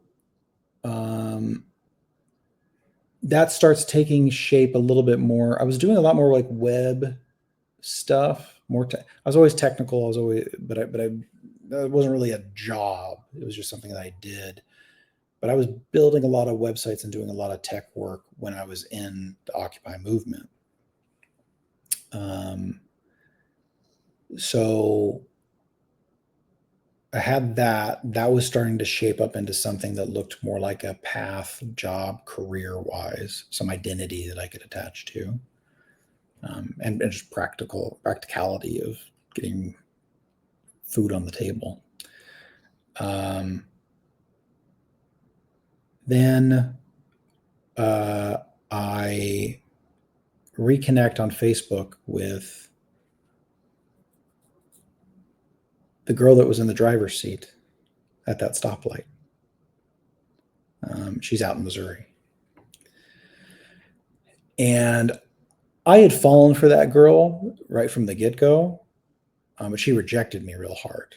Passenger seat girl sort of consoled me, and that ended up in a relationship. So this was sort of like the girl that got away. This is 10 years later. So that gets all of my attention. And it's a place to build my identity, probably, right?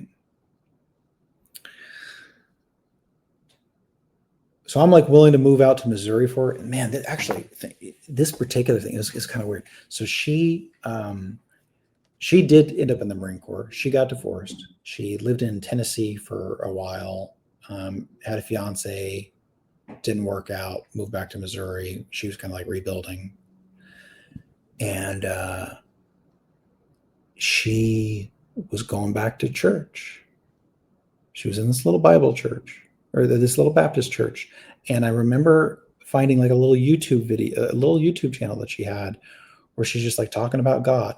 And like, I'm like militant atheist at this point, right? Militant feminist. But this is the girl that got away, and I'm in the middle of identity crisis. And like, in what ways can I work with this? Like, surely I can figure something out here. There's got to be a corner we can cut off somewhere. Yeah.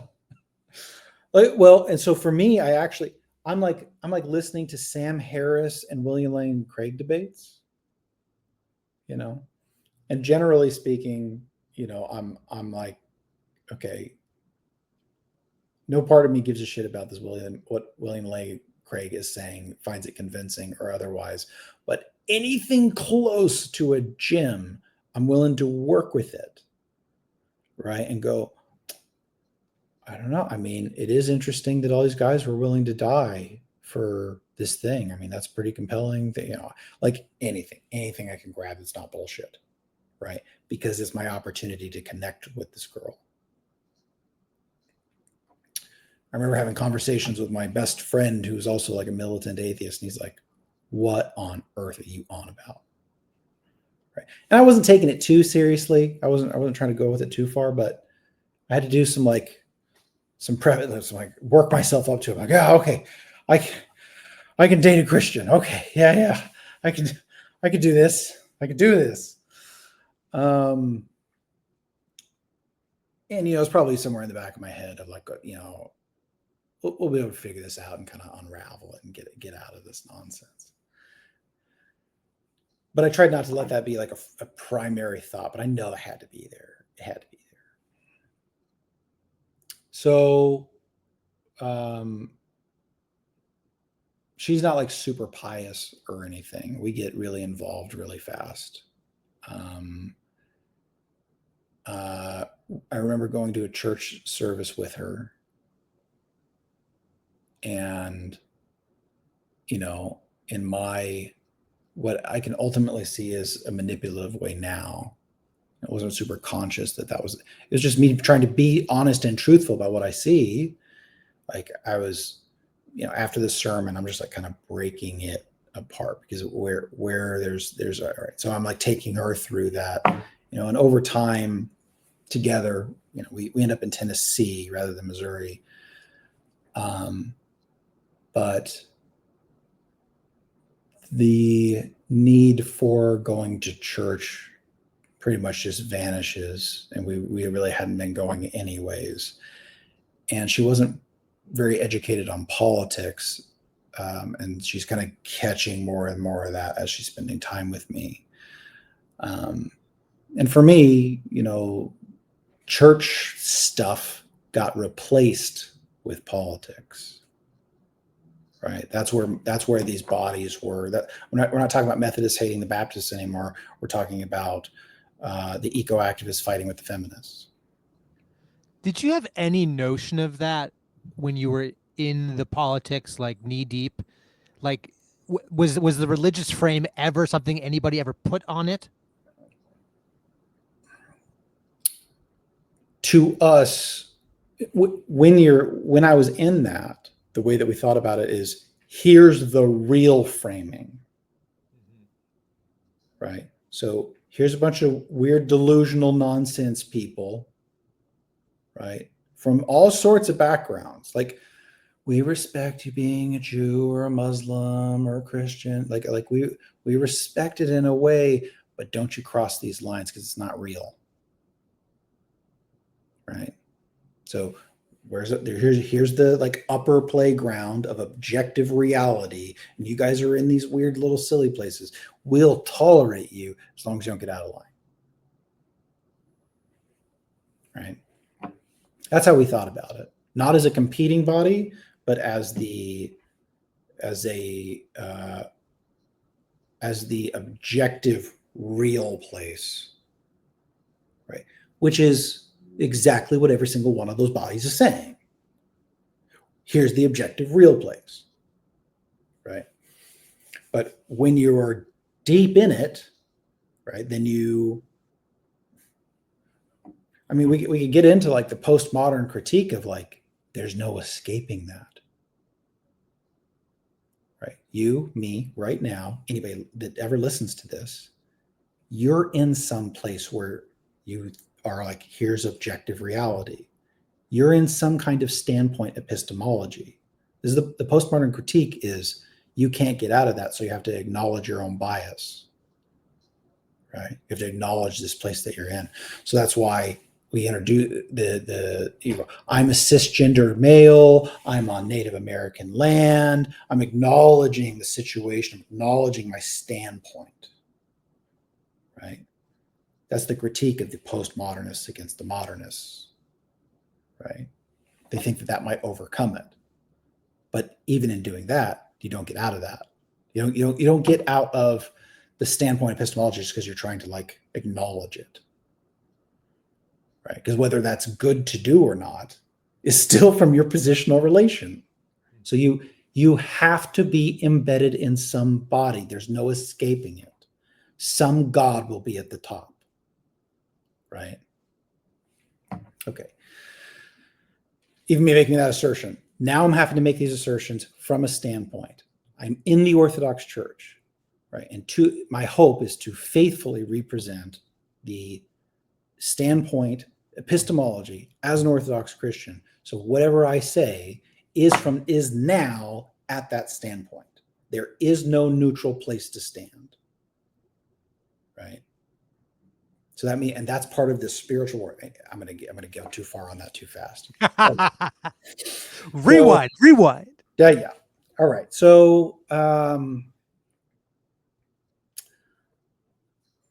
okay. So you're in Tennessee. Yeah. Go ahead. In Tennessee, to just like wrap up your question, are we aware of it? Like in a way, but not. But it's still deeply in a place of like a superiority, right? They wouldn't use the words "my God is the strongest," but that's what's going on there.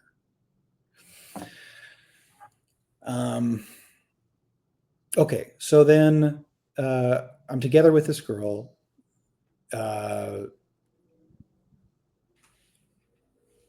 She's a nanny.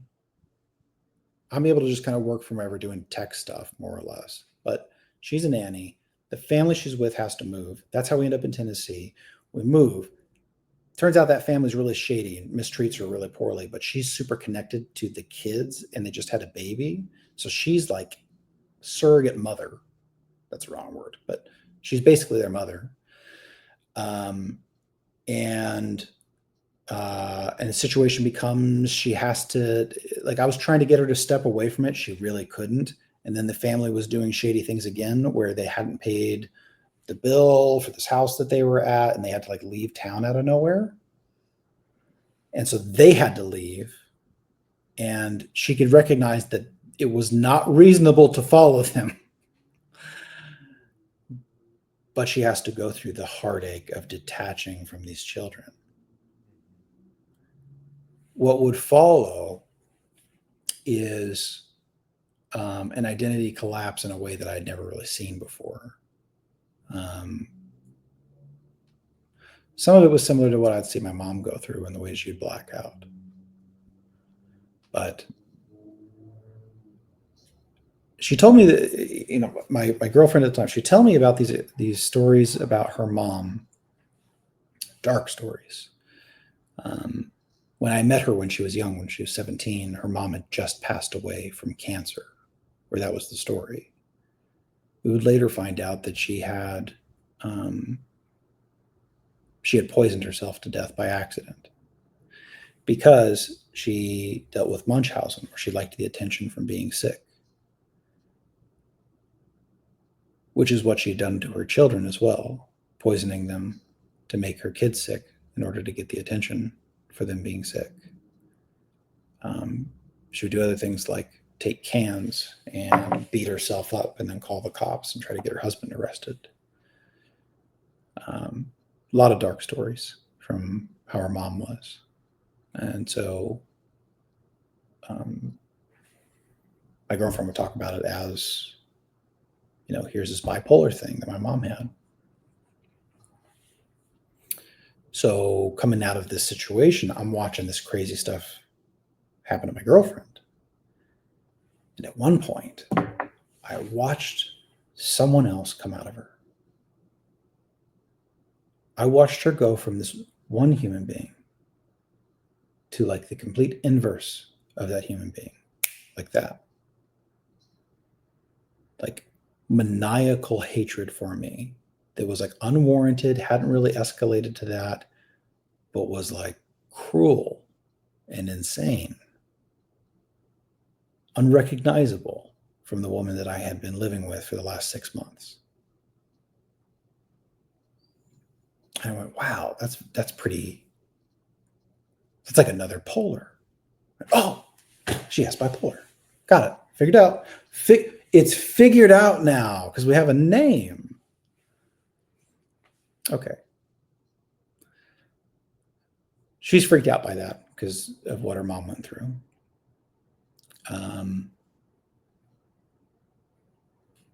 It becomes super frequent. And I'm Redditing around and I find some like people with similar stories. Oh, it's type 2 bipolar, rapid cycling. It's very specific. It's very specific. We got more words. We get her to, I have to wait for her to like voluntarily be willing to go see a psychiatrist. Or no, I know I've got the sense it's bad to force that. She does once things get bad enough. All the while, like I'm having to like keep knives away from her, right? And I'm having to like, she'll have a break and then she'll just like start walking or running out, right, somewhere, and I have to like drive around searching for her, hopefully she hasn't died or something. And when she'd be in one of these modes, she'd like get into this insane place where she'd go hide in a bush. She'd like see me drive by, and she'd just like like be hiding to make sure that I couldn't find her while I'm out searching for her. Every day getting home from work, I wasn't sure if I was going to come home to a dead girlfriend. And she'd come out of it and be like, I don't know what's happening to me. This is crazy. I'm so sorry. Just be like really exhausted. So eventually she's willing to go see a psychologist or a psychiatrist. Yep. Rapid cycling type 2. I mean, she must have been in there for 20 minutes once I had the appointment up. 20 minutes. Say you have rapid cycling type 2, you have anxiety disorder, and you have PTSD.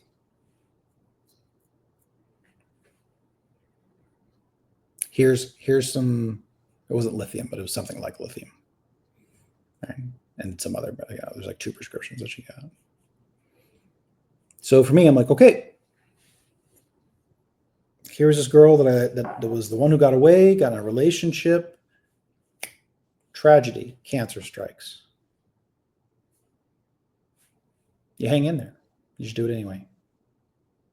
Right? That's the right thing to do. Why is that the right thing to do? I don't know. I don't have a basis for that. Feels like the right thing to do. So I can look myself in the mirror. So a stick in it, I really try to put my focus on work. And I try to help her in the way that I can. Sometimes she's just wiped out on meds. But the extreme and immediate danger of suicide, self-harm, or maybe even coming after me was gone.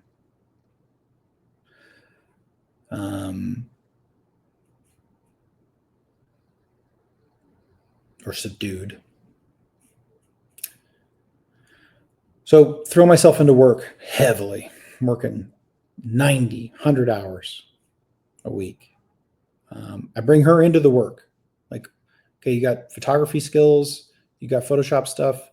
I can train you to be a web designer a little bit, maybe even teach you some code, something. Kind of teach her up to do some of that. She's able to, when she's not feeling too bad, get some work done. I was doing well. I was like production lead or kind of like lead developer. I was able to pair her up with a project manager, which is another lady that I had hired. And they became really good friends. Well, this project manager that we had hired, her and her husband are practicing pagans. Now, look,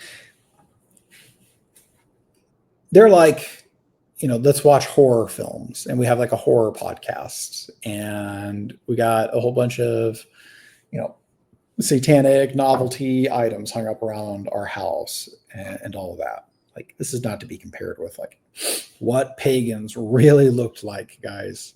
That's a whole different thing, but it is what it is. Do they refer to themselves as practicing pagans? Yeah. Yeah. They would. And to me, I just found it hilarious. Like, I take none of you people making any conversations about anything spiritual remotely seriously. Enjoy your weird hobby, idiots. I could not care less. Because this is just as silly as a bunch of Christians with crosses in their house. Yeah, and like less so to me. Yeah. Yeah. Because to me, I was like, I've seen like these real world impacts with Iraq and my marriage, and here's all this stuff that I was blaming on Christians and Christianity, whereas like these weird pagan horror film people, like, I don't know, it all feels very benign, and I'm not aware of any meaningful actual problem. And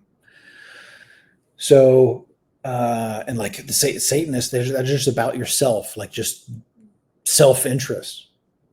Sounds great. Go for it. Like that's probably how I think from that perspective at the time, like that's how everything works. That's how everything works. Everybody's just out for their own self-interest, right? Of course, they're just saying what's normal. They're just saying what's natural. Okay.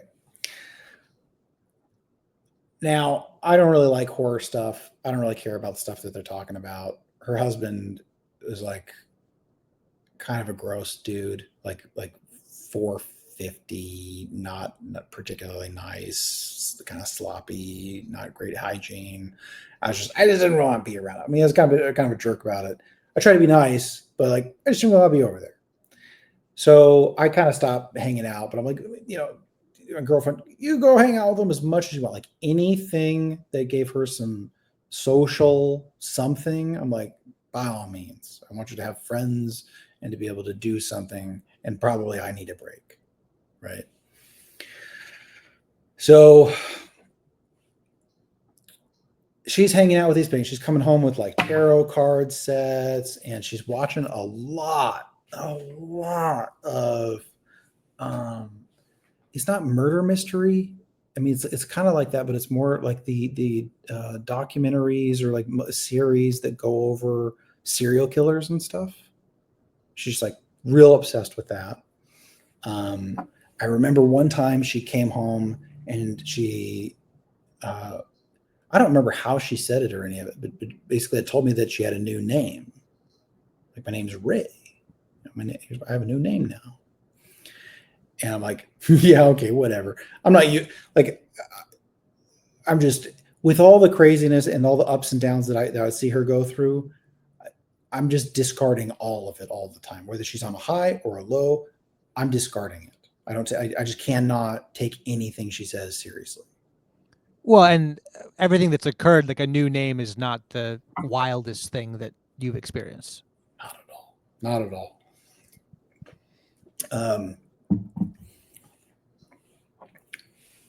I knew enough to be like, I'm not going to reinforce that. Whatever that is, I'm not going to reinforce that. But if you guys have a little clubhouse name for you, go nuts. I don't care. I did introduce her to Kinsey scale sexual ideas about like there's not really gay, or like here's a gay and straight scale, and everybody like falls on the curve over this thing. I've been using those kind of dynamics to explain a lot of things over the years. And so once that was broken apart, then how to understand like who gays were, or what trans is, or any of this, you had to start to open up. And I could tell her all the things that I was proselytized to in identity politics and pronouns and social justice warrior stuff. Wasn't my bag, but I could communicate it, and I did respect it. And I was always acknowledging my white privilege and all these things, and my male privilege. I was trying to like set this example, within this framework. So she's reforming identity, but her identity is all over the place all the time. And I'm just trying to work and drink. So this goes on for 7 years. Career-wise, it went well for me. But I was always, I don't even know how it went well for me career-wise, just out of sheer relentlessness, because a lot of my employers there wasn't any kind of guarantee. I mean, being a developer, there's like a lot more patience for our schedules and our behavior, as long as you like deliver. Like, can you deliver? Can you actually build something? So, me being up for 48, 72 hours at a time to just like grind and code and build was not uncommon. There's no predictableness on what hours I'm up, whether it's night or day or any of that. So I'm just chaotic all over the place for years. Self-care is largely out the window. Luckily, before any of that, like, I knew enough about ketosis in order to not just completely wreck myself. Thank goodness. But I was just all in on work and get promoted, director of engineering, working at like a more esteemed firm and all these things. But I'm just sort of like carrying around a cancer patient girlfriend from my perspective, and just trying to make sure money's there and to provide for her. But, I, to put it lightly, did not want to be in the situation. But I wasn't going to do anything to leave her. That was just that. I wasn't going to. We had this long-standing promise, because I followed her. I went to Missouri, and then I followed her to Tennessee, and like, if we ever move again, then it's important that I'm choosing the place or whatever. Well, I always wanted to go back to Philly, get out of Tennessee, and or just like, maybe I wanted to go to Denver, where a good friend of mine was. But whatever it was, it was never the plan to stay in Tennessee. So work hits me up, and they're like, we need you to move to Nashville. She had lived in Nashville before. It was only a 2 or 3 hour drive, not much of a sacrifice. And so I'm telling you, I'm just kind of like, we got to move to Nashville. Like, this is, and she gave me like I don't think I can leave my therapist. And that was the closest thing to an out that I'd ever had. And I just turned it and I went, I'm so proud of you. I understand. It was also a betrayal in a way for her to do that and to not uphold the promise after 7 years, and to not make a small sacrifice of, we need to be in Nashville, but instead of being mad about a betrayal, I was just like, I'm so proud of you to be willing to go your own way here. And I just stuck to that. Now, by this time, she's able to like work sometimes in some ways, but she's just in bed a lot, meds. She's not well. She's just never well. Largely subdued, still sort of has manic phases where she's up and top, but that's more rare, usually depressive. And I just have no patience for any of it or her. I just want to be. I think I just wanted to be out. And maybe I was afraid of like looking bad if I left earlier. I don't know, but I was only operating largely off of selfish pretenses or like false images of real patience or love or care. So I don't know how much real good was there or not. It's hard to say.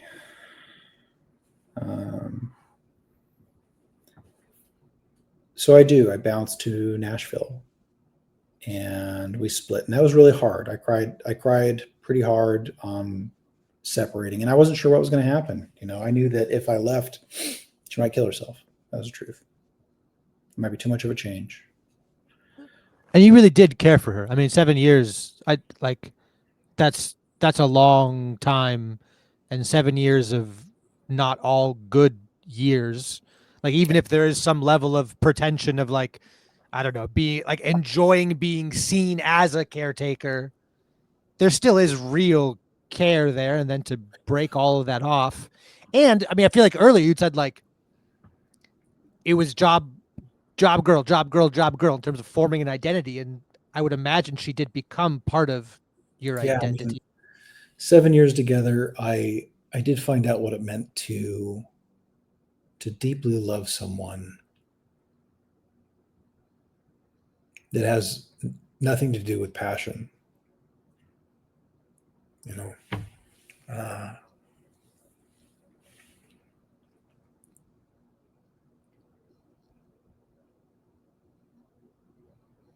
to be bonded and to really care for someone like that. I mean, to your point, 7 years. That's not a short amount of time. Where her well-being mattered to me. I mean, it really was. It wasn't much of a husband-wife dynamic, but she was someone I was taking care of, and I was really trying to make sure that she was stable and okay, and acting in a way that sabotaged that often, ultimately. Like, I can see that, like, if I really meant that, like really embodied that, there's so much more I could have done. There's so much more I could have done. And that's more obvious to me now. But I wasn't absent of genuine care.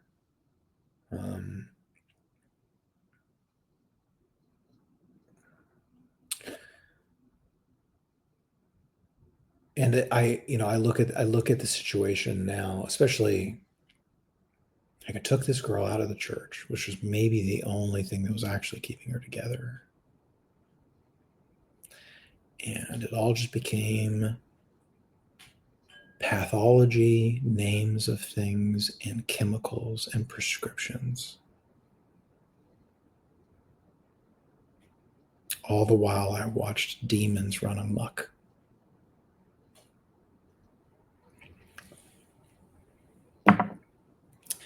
But I'm not thinking about any of that yet at this point. I'm in Nashville and I'm like, I am free. If I'm not crying about it, I am free. Sad.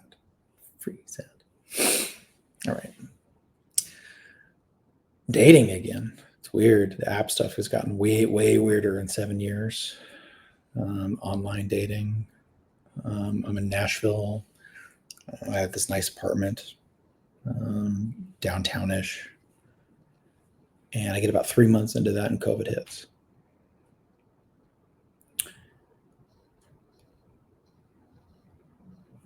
And all of a sudden, between being alone, the last year that this is a little bit funny.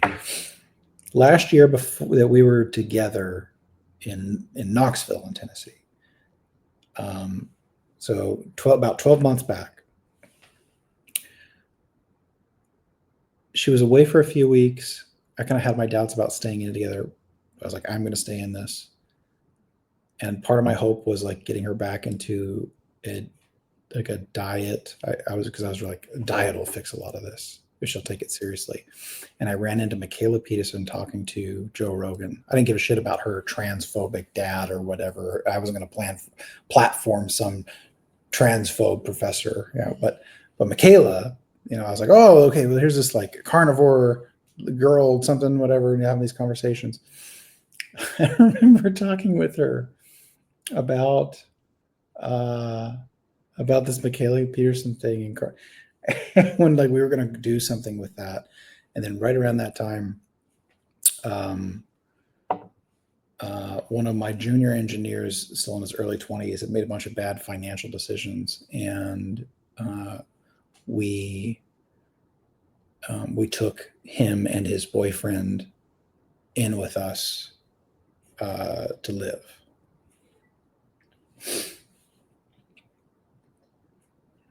And there was this like weird near miss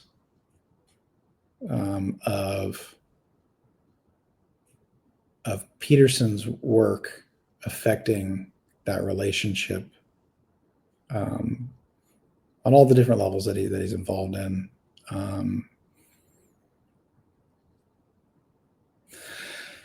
Anyway, so COVID hits. I just been like living with her and those two guys for the last year. Has a lot of time together, and I'm just focused on work. But now I'm alone. Nashville's not the worst place to be alone. It's not it, but COVID, there's nothing. There's nothing.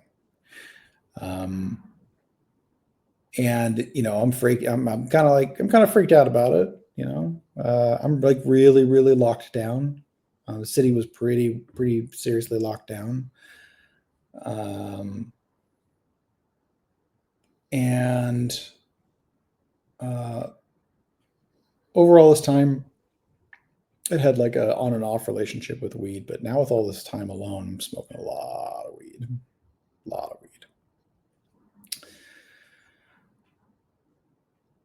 So it's like work a little bit. I got a new job that demanded a lot less of me. Plus COVID hit, so they were in disarray. So a lot of video games and weed, ordering food, just hanging out, COVID. Continuing to be the armchair politico that I was, right? Because even all through this time, I'm still like kind of involved with some politics things. Like when 2016 happened, I like when Trump won the election, I was like part of this like indivisible group that was like protesting against Trump and resisting and I saw my dad one time in all of this, and I was like, I was telling him horrible things like how I thought he was the modern equivalent of a Ku Klux Klan sympathizer, and I was ashamed of him. I helped something like 25 different female candidates in Tennessee run for office.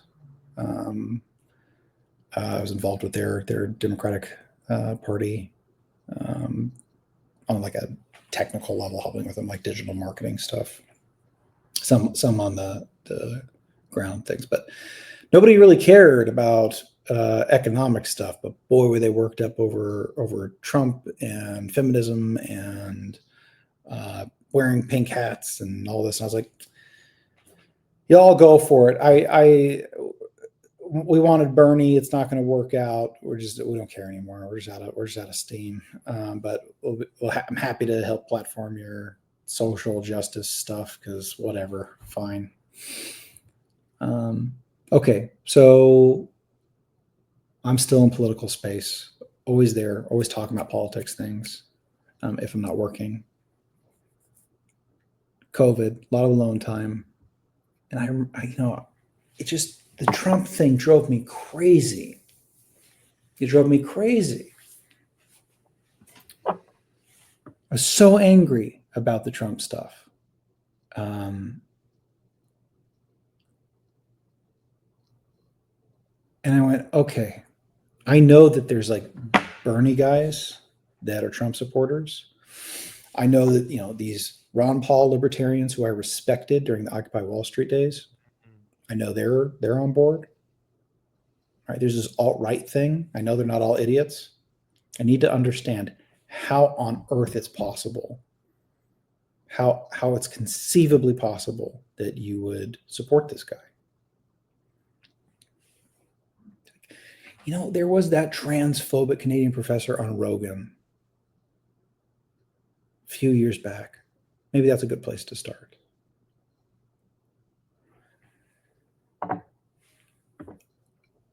So we paused only because I need to use the bathroom. Yeah. That's a good place to pause. Oh, yeah. That seems like we're about to take another big turn. Yeah. Okay, I'm gonna pause. Okay, resumed. So the arrival of Jordan Peterson into the narrative. Yeah. Now, initially, I'm really only interested in what he has to say politically. As soon as he starts talking about anything religious, I'm bouncing, not just nonsense. But it's interesting to hear the political takes from this guy. So I'm really in there. Like I'm attuned. I'm listening. I remember right from the get go his characterizations of leftist dynamics really grabbed my attention because I had been deep in them for a long time. So I'm like, yep, all that's true. Just point on point on point, like nailing it. That's how that is. Now, he's helping unpack communist movements in the past. What happened in Russia, especially what happened in Russia. I'm like, oh shit, because I haven't really looked into that. Not really. Not to mention Maoist China. Okay, so I hadn't been serious about the past, but I saw the infighting and the way that these groups they turn and consume each other. It's a nasty monster. And I remember watching this. Gosh, I should have it memorized by now, but it's like post immediate democracy in Greece. So that, they get to the point of like casting stones. Here's a white stone, here's a black stone, and you'd have like this. There was this military general who would help defend them against the Persians, and here's this guy that's been really effective, and press them really hard, and would give these compelling speeches. But after a while, they didn't like just how much his voice was being heard. And I'm sure that there's nuance and complications, but long story short is he's exiled. And so the great hero and the guy that helped a lot also was exiled. And I sort of saw this play out for anybody that would do too much. I was talking about how in order to get anything done, you'd have to assert like a lot of autonomy within a flat hierarchy and just be like, if you want to do that, come do that. But the consequence is that if you're too successful, they have this step up, step back thing. And if you don't do a good job of stepping back, they're going to cut you off and excommunicate you in some way, right? I watched that happen. In some degree, I saw that happen to me in the way that I interacted with these groups. Okay, so Peterson's painting this picture real well, and I'm like tuned in. And I'm watching the politics play out, and COVID is a firing. And, on the left, we're just eating up this Fauci Trump situation. We're like, yeah, this Fauci guy is like somebody who is actually kind of in control and is putting Trump in his place and making him look like a fool. Like, we're really loving that. We're loving that there's like sort of a coup going on, and we don't use those words, but we're just like, we love it. We love it because we hate the evangelicals. We hate Pence. We hate the scumbag that Trump is for somehow getting involved in all of that. And so we're just watching this play out. Now,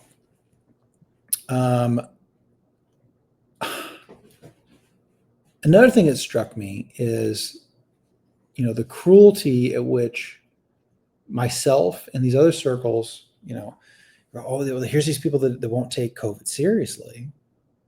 And they'll have these super spreader events and be like, yeah, fuck them.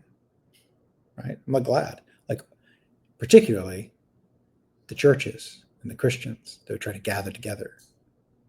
We're like, you know what? Natural selection at play.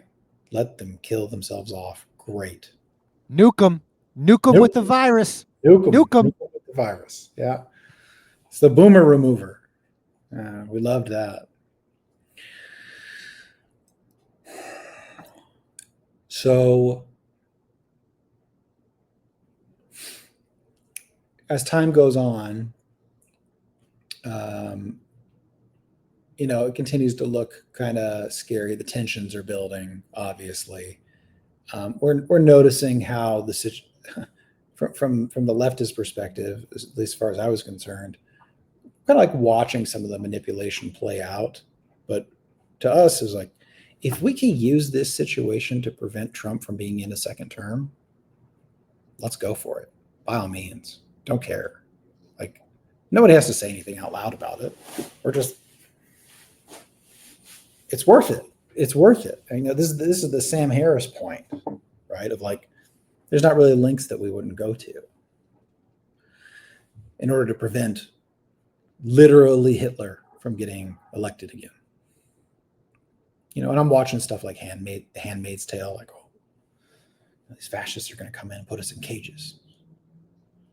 Right? All that's feeling, more and more real. It feels like the tension's building so hard, that we're headed for a civil war.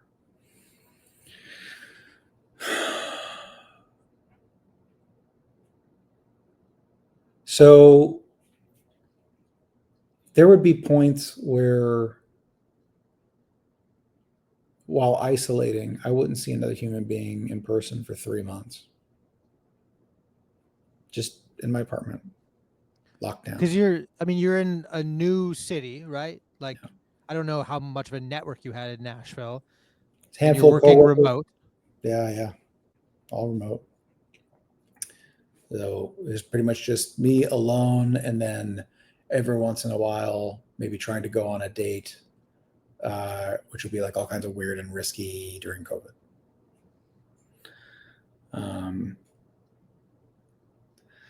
So it was just alone time and hundreds of hours of Peterson videos.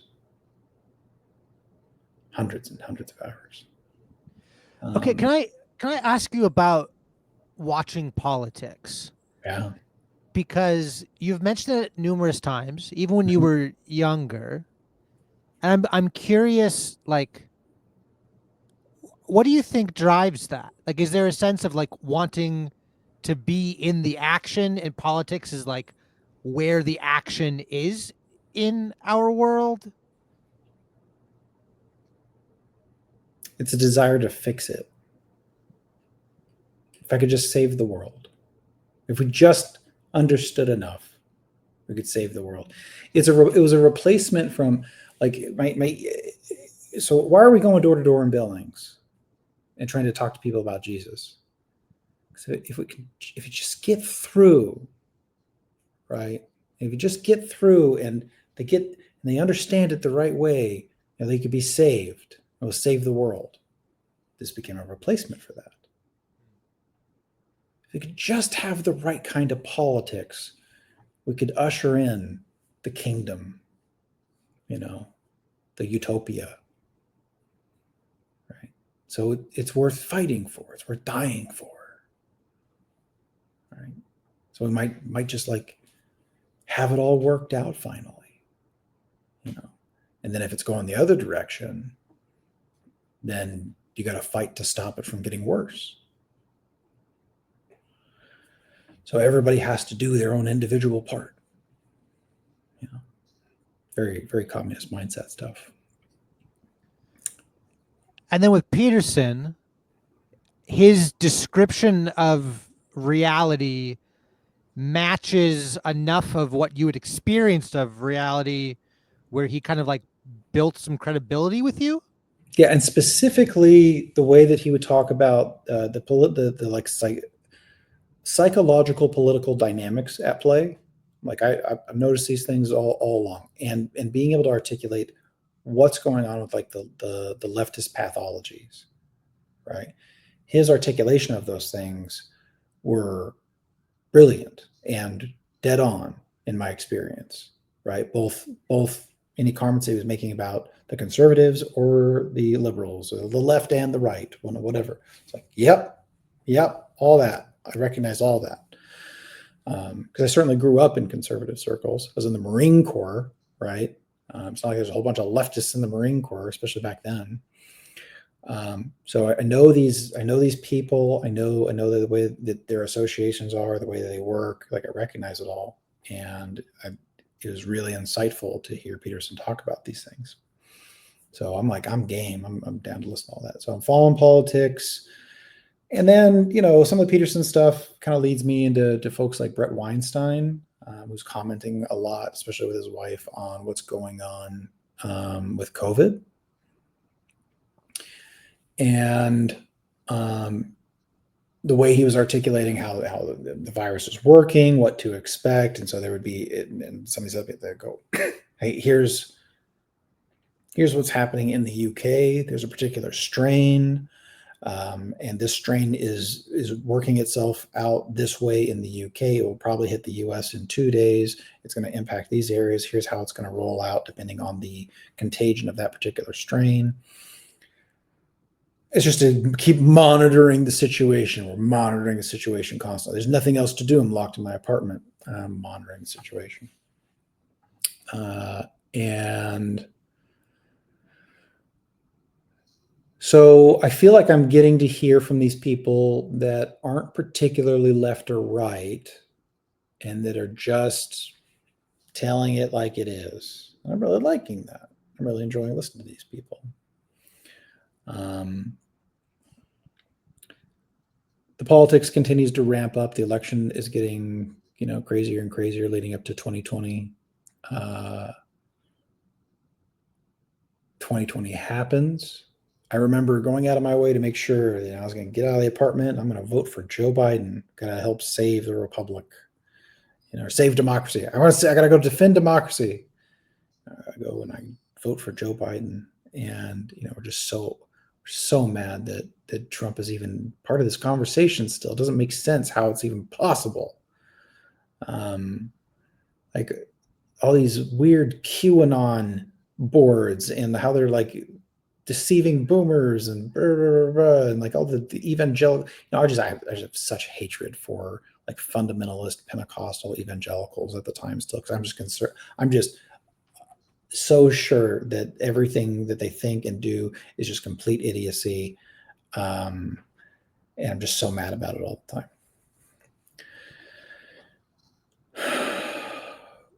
So the election happens, and I remember watching that. Like, I was paying attention. Like, I saw what Pennsylvania was doing with their representatives changing election laws because it's an emergency. It's COVID.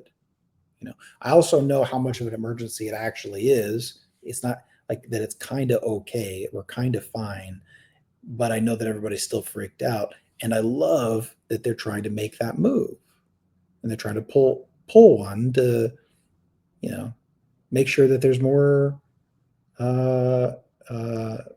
mail-in voters. We don't care. We're happy to use any tactic to win. Like, nothing's really off the table, right? As long as you can reasonably get away with it. But here we go. Trump's like, the election's stolen, right? The election's stolen. We can't believe that it's even close. Cannot believe that it's even close. How could it possibly be? How could people still be voting for this guy? Oh my God. But for him to be contesting the election results and not concede easily, like, that's where you head for something that looks like civil war. That's dangerous territory. So we are freaked out. We are freaked out at the commotion that's going to cause. When you say we, yeah, who is this we? Because it's not a we of a you in a community in Nashville. Are you engaged with people online? And this is still tied into the Occupy days, or things have evolved across time? I mean, you'd be able to hear it, right? So it was in like almost like all groups have think that recognize each other. And so whether that is CNN or Reddit people or whatever, right? You're all kind of under the same sort of narrative and the way of thinking, and you just sort of have like a group identity, right? So And for a lot of us, it's just like any of us who just want to see anything happen but Trump get elected. That's a big uniter. That's a big uniter, you know. The existential crisis. You know, there's actually a fascist uprising. Handmaid's Tale. Haven't you seen it?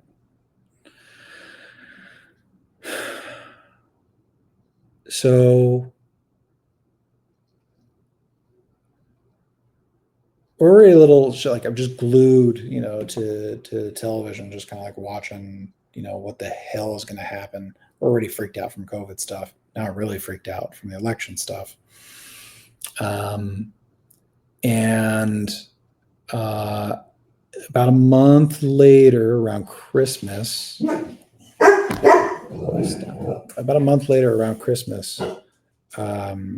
this guy who was like a lizard people QAnon type has this RV loaded with explosives that he drives downtown Nashville and blows up a whole city block.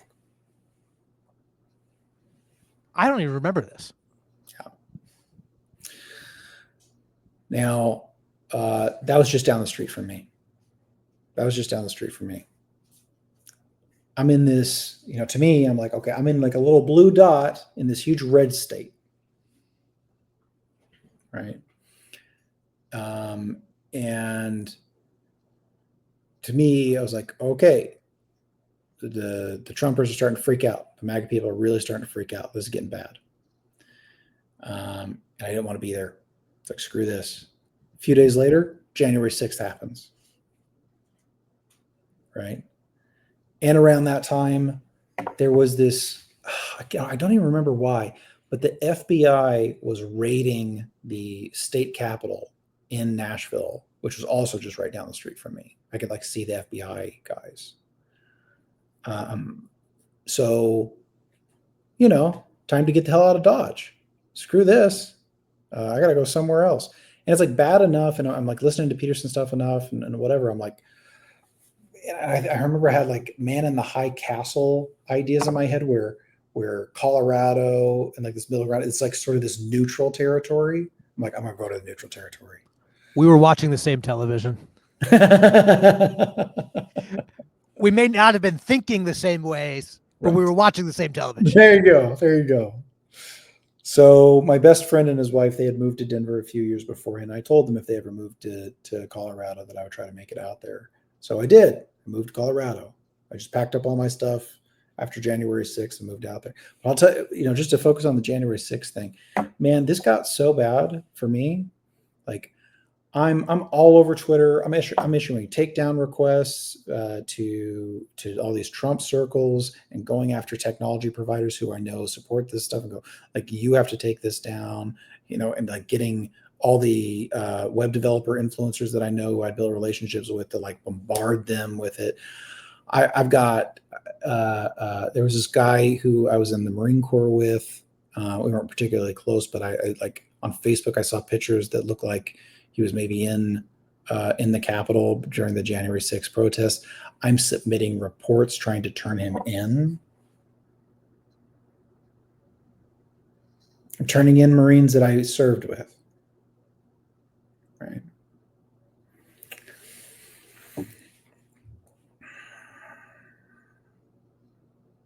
And I watched everything that happened with January 6th. I knew how bad it was and how bad it wasn't. I wasn't under any delusion about what happened, but to me, what happened was bad enough. That was bad enough. And you know, we knew that there was going to be a big uprising. We weren't sure how crazy it was going to get. We weren't sure how much like Proud Boys and whether people were going to sneak in like real firearms and it turned into a militia problem. We knew about the Democrats going out of their way to have generals write this big letter to ask the military to not get involved, which is part of the delay on how the National Guard wasn't engaged. And we could even see it from a little bit of like a political maneuvering, where if this happens, you could banish Trump forever. If something pops off, that you could banish Trump forever. In a way, we didn't mind all that. It's just anything to defeat the fascists, right? So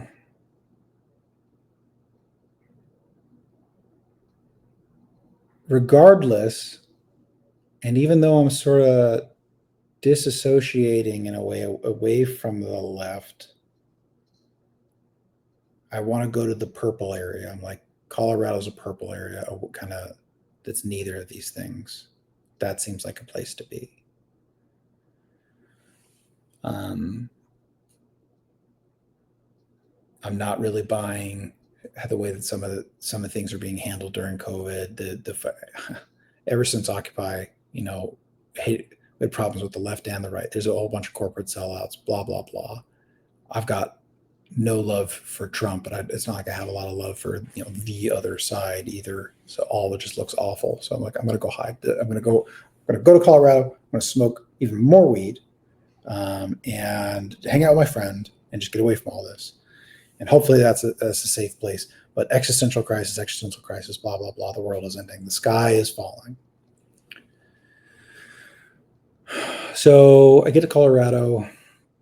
And it's like good initially, hanging out with my friend and his wife. But I'm in an apartment down the street. I could just walk to their place. But I'm still spending a lot of time alone. Still spend a whole lot of time alone. And I remember the understanding enough about like herd immunity stuff, the way that COVID was playing out, to where the narratives that were playing out really didn't align with people that I was listening to, where I did sort of trust the science on what they were talking about, and that didn't match up with the narratives being played out and the group think along those official narratives. And then being aware of that and Peterson's work, I'm like, the group think mass hypnosis thing that's going on here is creating like a real problem, like a real nasty problem. But the shots, somebody's got a vaccine going. Okay, here's this thing. All right, well, the shots are a little bit scary. I'm listening to Brett Weinstein's wife. They're like, well, if you had to take one, maybe it's this. I don't care. I've been in the Marine Corps. I've had all kinds of insane shots. I had an anthrax shot where like you take this shot and then you have to like not wash that area for like a month, and it boils and bubbles. Your skin boils and bubbles for this anthrax shot, right? Like, it's not worse than that. Whatever it is, it's not worse than that. So good. So I'm like, I schedule like, okay, we've got this vaccine now. We'll take the vaccines. Then we're done with this bullshit, right? A few days before my scheduled time to get my vaccination, get hit with a hard case of COVID after all that isolation. And it's like the worst strain, right? I do fine. 2 weeks later, I'm fine. But I went through all the crazy things. Just totally lost my sense of smell and taste. But my best friend and I, we did have a fellow guy that we knew who was like kind of diabetic, was in a hospital on a ventilator. They had like a power problem, and he died in the hospital.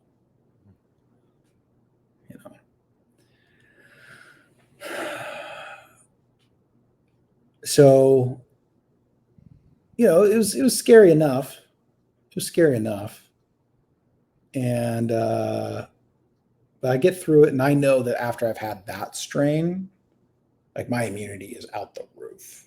Like I know that I'm fine. But we're now doing these vaccination cards. I'm like, yeah, of course we are. Get your gold stars, right? Get your armbands. We gotta identify people now, right? Get your mark. Like, it's fine. I'll go get it, right? And then we're done. I'm already immune. I don't care. I'm not scared of this thing anymore, right? I've had crazier shots, but I'll do my duty as a citizen. Go get the shot, and then this is over. But that's not what happens, right? It's endemic. we're in this forever. The panic is going to last, right?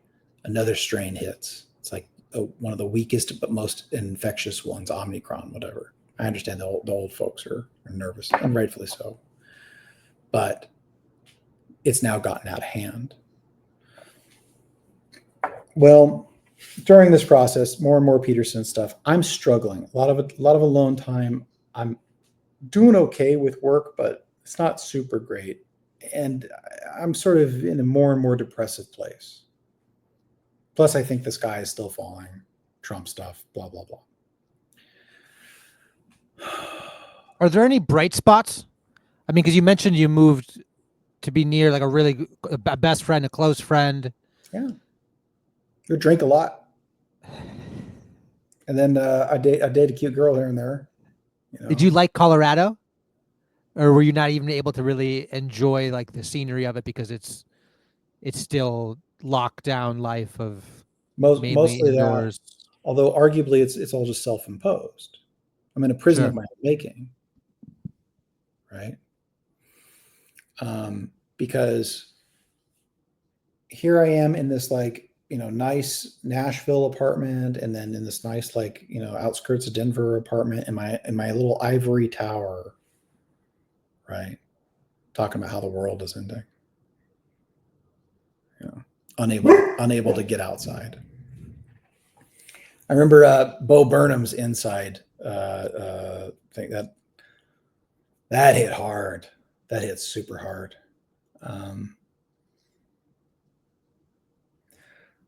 So like I'm not okay. I know I'm not okay. I know I'm still struggling with coming out of that relationship, all this alone time, COVID stuff, existential crisis about work. It's all just, honestly, it's probably just like a bunch of middle-aged stuff, right? Really. I mean, like millennial, middle Yeah. age, like uniquely millennial. Yeah. That's fair. I'm assuming you're like an elder millennial. Yeah, I'm like smack dab in millennial. So I Okay, just right turned middle. 49. Yeah. And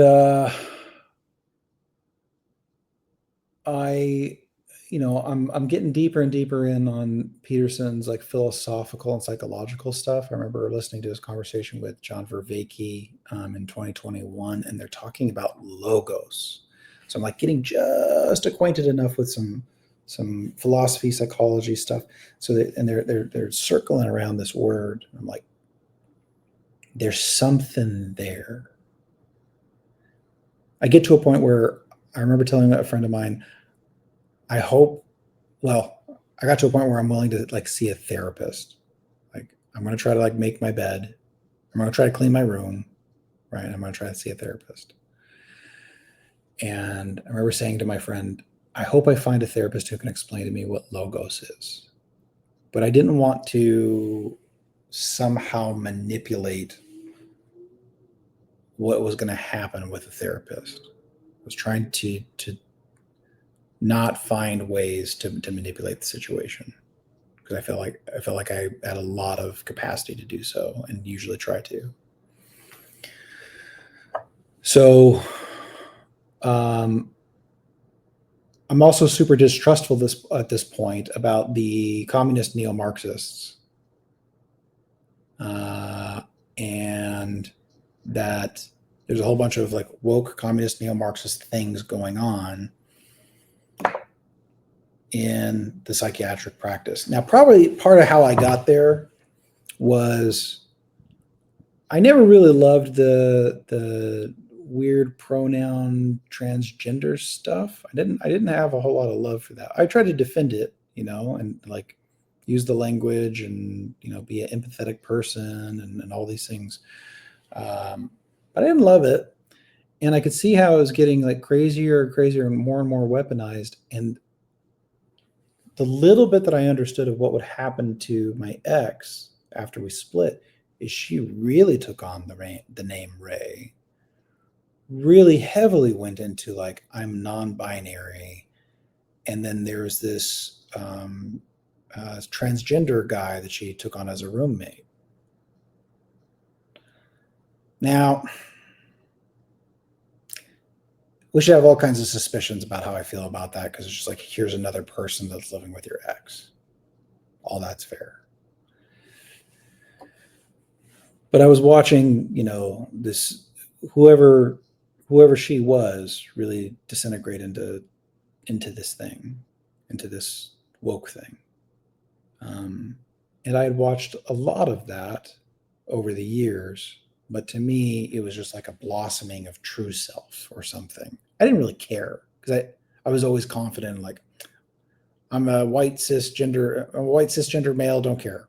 Like, I don't know. I'm your ally, but I don't care about any of this.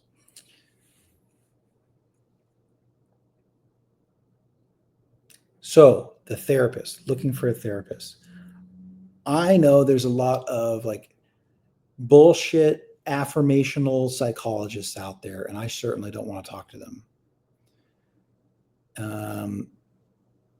So I'm like all of a sudden looking for non-woke, feminist, neo-Marxist, liberal psychologists, and I'm unwilling to talk to Christians too.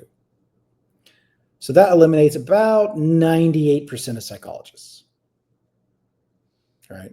They're almost all gone. But I did find a Jew. And I was like, I'm good with that. I'm good with that. I'm so game to have a Jew therapist. Like some Brooklyn guy lives in Denver. Let's go. But Peterson would give these specifications. Needs to have this kind of degree and come from this body of work with it. I'm like paying attention to all that stuff and going through hundreds of profiles on Psychology Today or whatever. I find this guy. And we're having these therapy sessions, and I'm really just kind of falling apart talking to this guy, but doing my best to keep it together. I'm trying to have like two sessions a week, sometimes 3. And I didn't want to influence it too much, so I just kind of let him take me through things. At one point, I told him I struggle with, like, really clumsily, like, why to do something or to not do something. Okay, like, why not physically assault someone? Like, why shouldn't I do that? Right? And so he like responds in some kind of absolutely reasonable and good way. I go, right, but your perspective about that being good or that path good, why should I give a shit about what you think about any of that or anybody? Right? Who's to say? Like, really, who's to say? Just like really stupid deconstructive nominalist nonsense. He goes, "Oh, you're one of those guys." I go, "Yeah, I'm one of those guys. That's what I'm here to get help with." So he points me at Viktor Frankl's work. It tells me to read Man's Search for Meaning and some other stuff, who I would find out, later, created a therapeutic process called logos therapy. Right.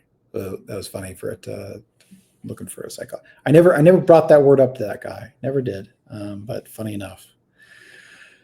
Well, I'm impatient. And before I can even get to the point of reading that book, I'm like, I want to see what this Peterson guy says about Viktor Frankl.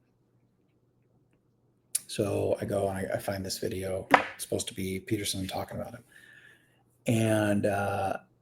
And it's a Peterson video on existentialism. It's supposed to be about Viktor Frankl, but he's not talking about Viktor Frankl, but he is getting at what Viktor Frankl gets at.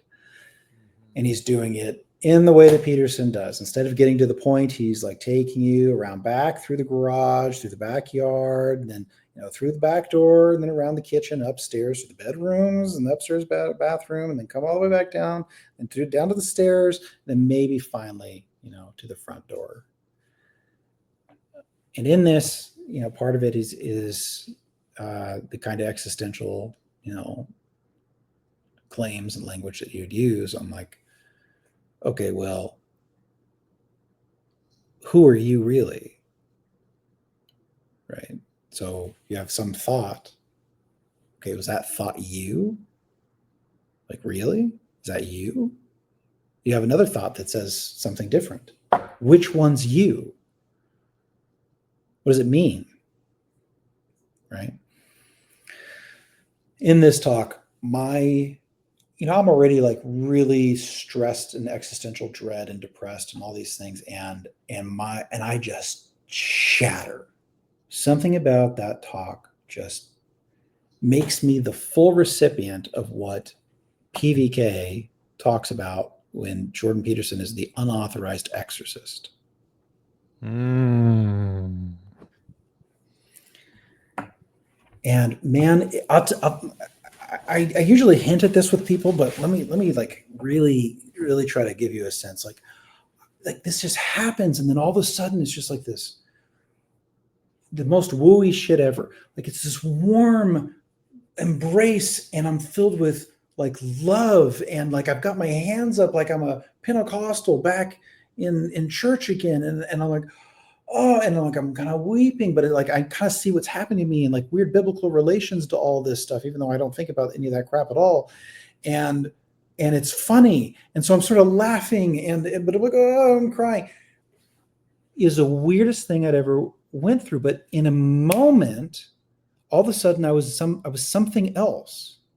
Like whatever I was, it had just been cleaned out, and I was something else. I was someone else. Right? To illustrate this, I was such a like closeted like computer game, smoke weed, video game programmer guy. I don't think I even owned shorts. Right? Like I was such a curmudgeon. Like when I'd spend time around my best friend and his wife, they'd like try to go out of the pool, and I'd be in like a flannel shirt and jeans, and just be like, and just like wouldn't participate. Right? I don't know why they put up with me. That is like the funniest. Like, I am a computer dude. I do not own shorts. Proof. Yeah. Like so, but there was this. I loved swimming when I was a kid. I used to ride my bike 7 miles, to go to this community pool. It was the closest one. And all of a sudden, here I am, just overcome with love, with joy, with gratitude to exist and to see like, it's the most wooey shit, man. Like everything's connected. Everything is one. It's all the stereotypical nonsense of like a psychedelic user. Right. And I'm just blown away. But I don't even own shorts, but I know that I have to go swim. There's a pool in my apartment complex. I can't even really go outside without it's almost hurting my skin. That's how little I go outside, right? And I'm like, I've got boxers that are like close enough. And so like as soon as like the day comes, like the morning, I'm outside in like boxers that are like kind of work, and I'm just swimming, man. I'm just thankful to exist. And like I'm calling my best friend and his wife. I'm like, man, I don't even know how to talk to you right now, but I love you, and like let's hang out and whatever. And they see me. They really don't know what they're dealing with, because as far as they're concerned, I've lost it. I have just lost it, right? And I'm like, man, I think like the Christians were sort of onto something. Like I don't know, man, but like there's these connections. So I have this something, at that time I would have described like, and I knew in that moment it was like this weird road to Damascus thing. Like I knew Paul's story real well. I'm like, holy shit. Right? Like, It's not just a story. no. I just been through something that feels a lot like that. Like the next day, I didn't know I didn't know of anything other than, like some biblical accounts that even remotely attempt to talk about this thing that had just happened to me. It was the closest thing that I had to like any association to it. So I'm like Googling like death of self. Like I just have no meaningful like Jungian or Freudian language to work with. the only psychology that I was ever really interested in was like way down the line pathologizing and like, okay, here's this pattern, we call it this, kind of stuff, and like super affirming feelings and like whatever.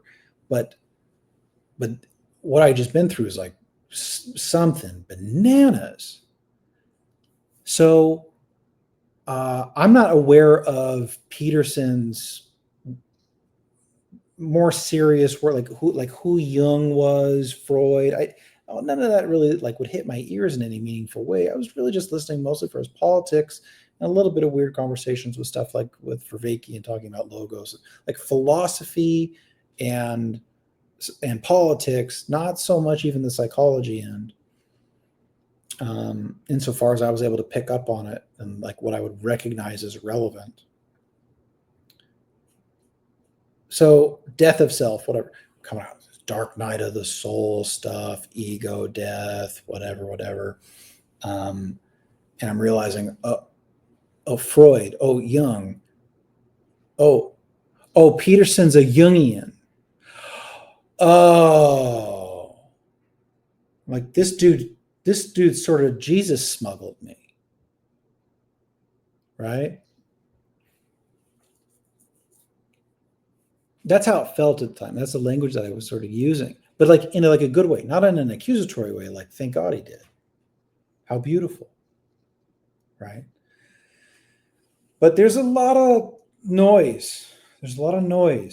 And the first thing that I'm really obsessed with is, and I remember using the language word self-love. Ooh, self-love. You have to love yourself, right? I remember talking about it, like, love your neighbor as yourself, and it requires that you love yourself. I've really focused in on that. So my routine, my diet, getting exercise, all these things that became like real important. It's like, okay, I'm gonna take these things up, and I'm just like, oh, this is all so beautiful and good, and I'm like hugging my friend all the time, like, so good to see you, and like kiss my friend's wife on her cheek, I love you, I'm just like so full of life and vitality out of nowhere, and was your friend concerned for you at all? For sure he is. It's like, this is the weirdest thing, I spent hours talking to them about this just whole rework that had happened. And they don't really know what to make out of some of it, but neither do I. I come across this Jungian Nietzschean Uberboyo guy who has a talk about McGillichrist's hemispheres, right? Kind of breaking down at a high level this hemispheric thing. And part of it is him pointing to this video about this lady who has a stroke, and so she's like kind of going in and out of her right hemisphere, connecting, and she's a neuroscientist, and so she's able to sort of like observe. She knows what's going on as it's happening to her, and it's, man, if you haven't seen it, it's really fascinating. But she talks about this, and she goes, okay, well, I just noticed like everything's like merging into one, and it's beautiful and it's magnificent. And I'm like, oh, I'm not okay though. I need to get to a hospital. But oh, the beauty, and oh, this euphoria, and like, okay, no, I have to call somebody and get okay. And like, she gets to the phone and she's trying to dial a number, but she doesn't recognize any numbers. She can't remember numbers.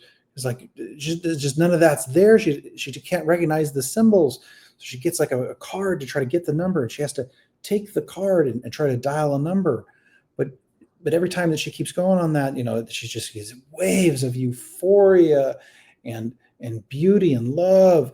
And then she pulls back into her frame, and okay, no, I got to dial this number. I can't remember how many numbers I've dialed yet.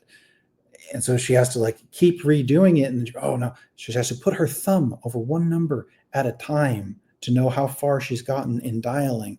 She finally calls her friend, and to tell him, she calls me, hey, I'm not okay. I'm thinking I'm having a stroke. All the guy hears on the other end is womp, womp, womp, womp, womp, womp, womp.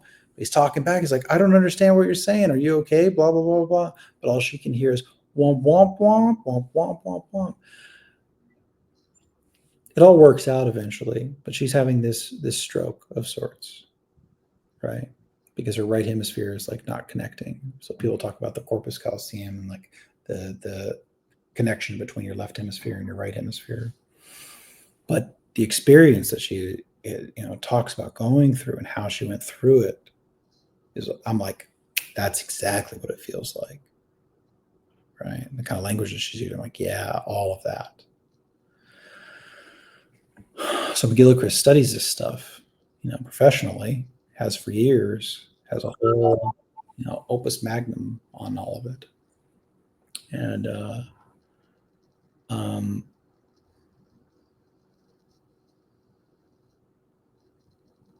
so I'm trying to understand this dynamic of what I am, right? And realizing that in a big way, everybody I know around me is a ticking time bomb in some sense. They may never go off. What does that mean? Ticking time bomb. What do you mean? The collapse that had just happened to me is something that can happen to every single individual around me. And if they're not aware of what has just happened, what holds their ego together, their left hemisphere, this emissarian structure, this house on sand, should it be a house on sand, it's often fragile. The kind of thing that I was trying to do to my parents all the time, or all the Christians that I hated, about pulling at the threads and pulling at their foundations, right? Trying to collapse them. Yeah, because you can. You can completely destroy somebody's world and who they are and their identity. You can rip it out from under them, right?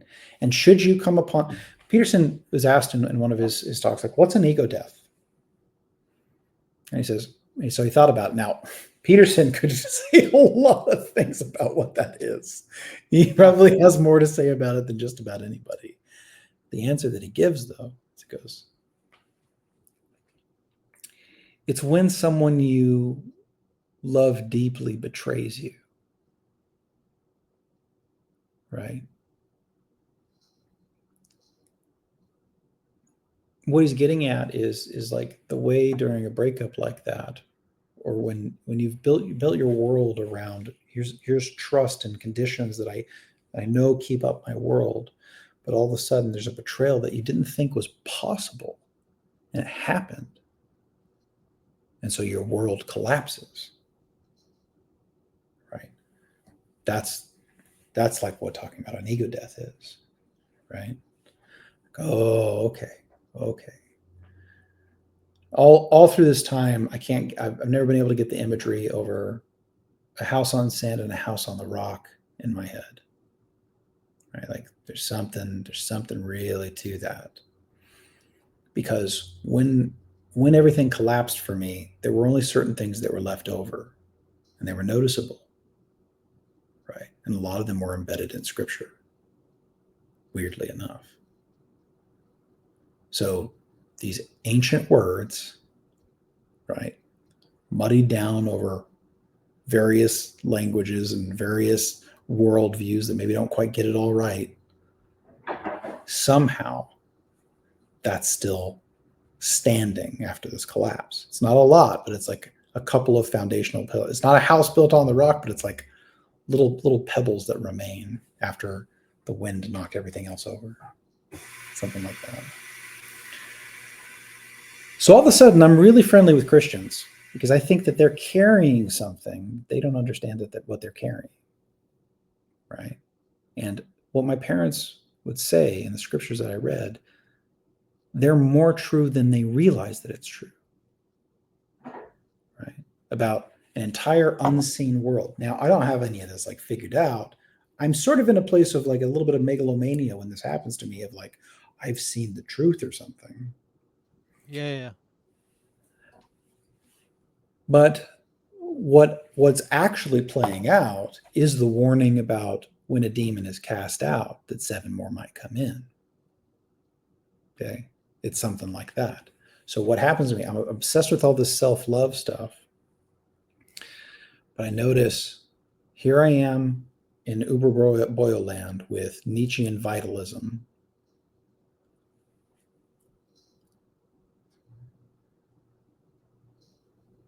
I connect with my dad, and I'm convinced at the time that this overflowing of love for my dad is going to somehow heal our divide, and like is a micro of the macro of this big divide that has to be healed.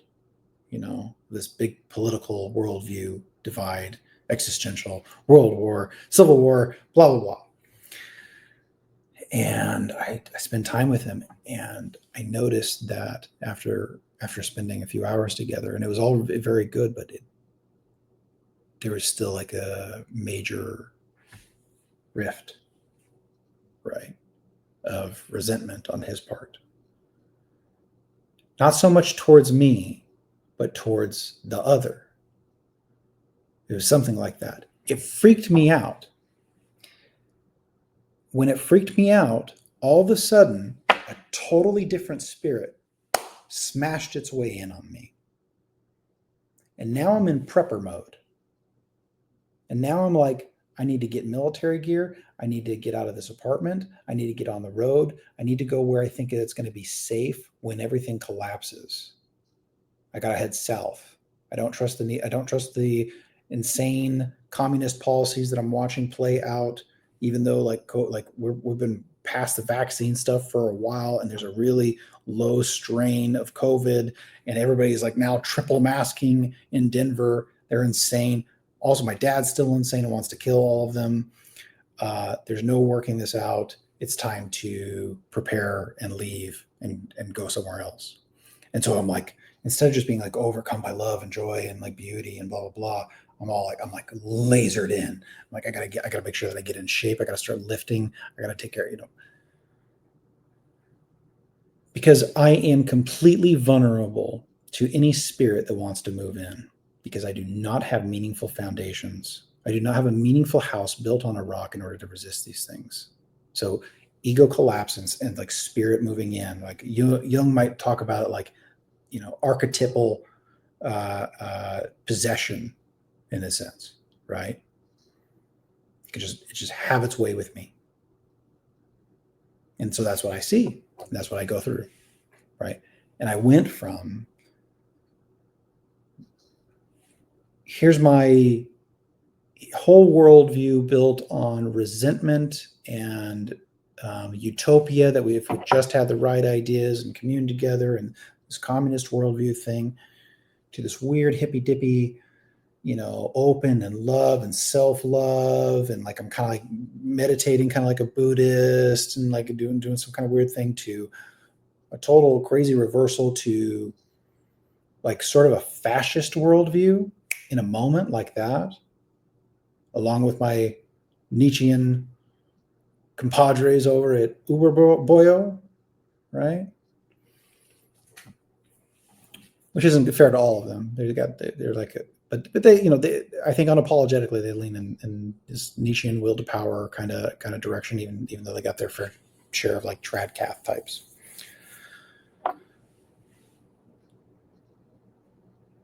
But I wasn't afraid to that was all fine. I'd become that, just like I'd become all these other things. But all in this process, I was way more open to the Christians again, especially through Jungian symbolism.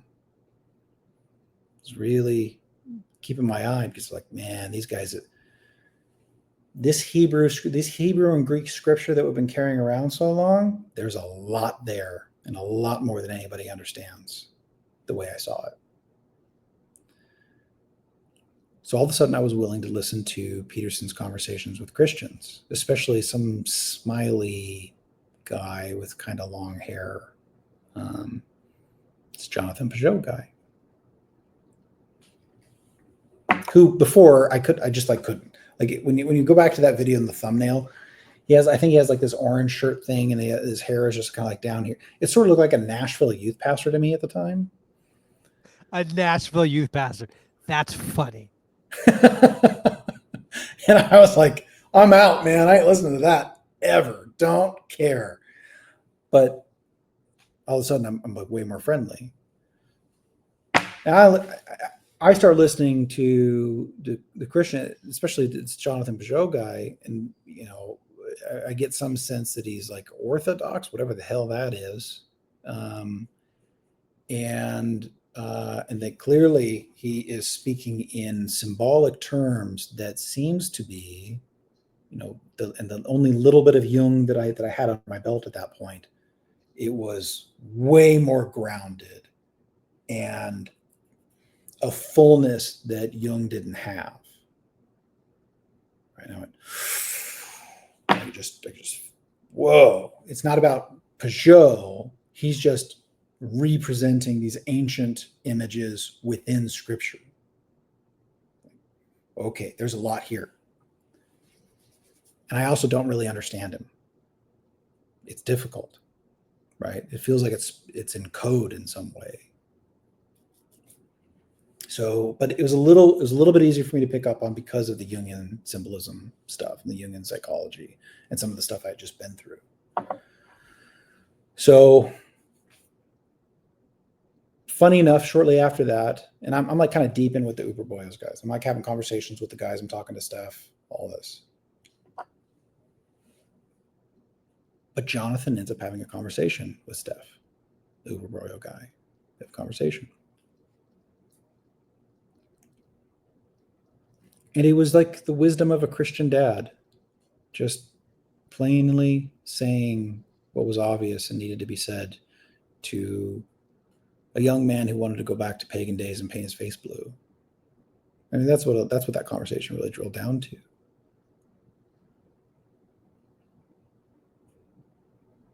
So then I paid a lot more attention to what Jonathan was saying, and he was having these conversations with another guy, Richard Rollin, and they talked about a conference happening in Wichita.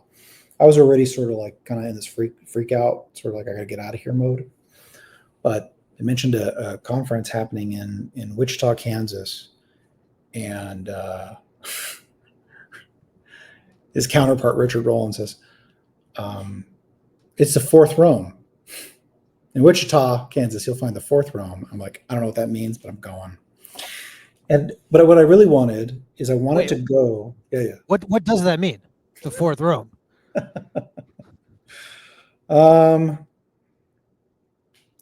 I now have come to understand that, one, partially just tongue in cheek, two, the heartbeat of the empire that was transformed by Christ. Right. And so you go to this bookstore out there and you go to their people, and in a very serious way, you will find that heartbeat there. That's what I found out. Again, in a way. So I go, and I'm expecting at the time to really just kind of like educate a whole bunch of Christians who were maybe like a little above average on like an intellectual or philosophical scale or something about Jungian psychology and symbolism, and like I figured that's probably what I would end up doing there. And they were very patient with me in all of my megalomania that I was going to go educate them. But I encountered, like what it was is it's Christians from like all different sorts of backgrounds. Okay, so you'll have Episcopalians there, you'll have evangelicals, you'll have Mennonites. They built this wide net in this thing, Eighth Day Institute, and they have a few events a year, and they were booming at the time COVID was going. And I paid for like a few days beforehand where there's like a small discussion of just like 12 people. And so you're like hanging out for 3 days leading up to the larger symposium, and just like this in-group discuss this like, you know, do this reading and then have this discussion over 3 days. And but it's all hosted by an Orthodox group that is just trying to kind of like stretch its arms out a little bit, especially for people that are interested in very old and Eastern people and tradition. So it was the strangest thing, that when I remember being there, and even they're all sort of like, even though not all of them there were Orthodox, they had so much respect for the East that they would participate in a morning prayer where everybody was turning east. I'd never seen this. They all turn east, and there's a bunch of icons on the wall, which that was weird. It's like, this is weird. And they're like bowing and crossing themselves and saying, I had like no real exposure to Catholics at any time in my life. And certainly not Orthodox. I'm like, this is the most Muslim looking Christian thing I've ever seen. I have no idea what to make of this. Yeah, it's a jump. That is a jump. It was a jump. But I was like, whatever. I'm just trying to hang out here and figure it out. Well, there's a husband and wife that was really helping lead the discussion. The husband was like an English teacher, and he worked at the bookstore, and he had just gotten married recently, and his wife was from Texas. She was a former feminist, communist. And so we were able to like talk shop. And she knew I was still like really at this like beginning stage.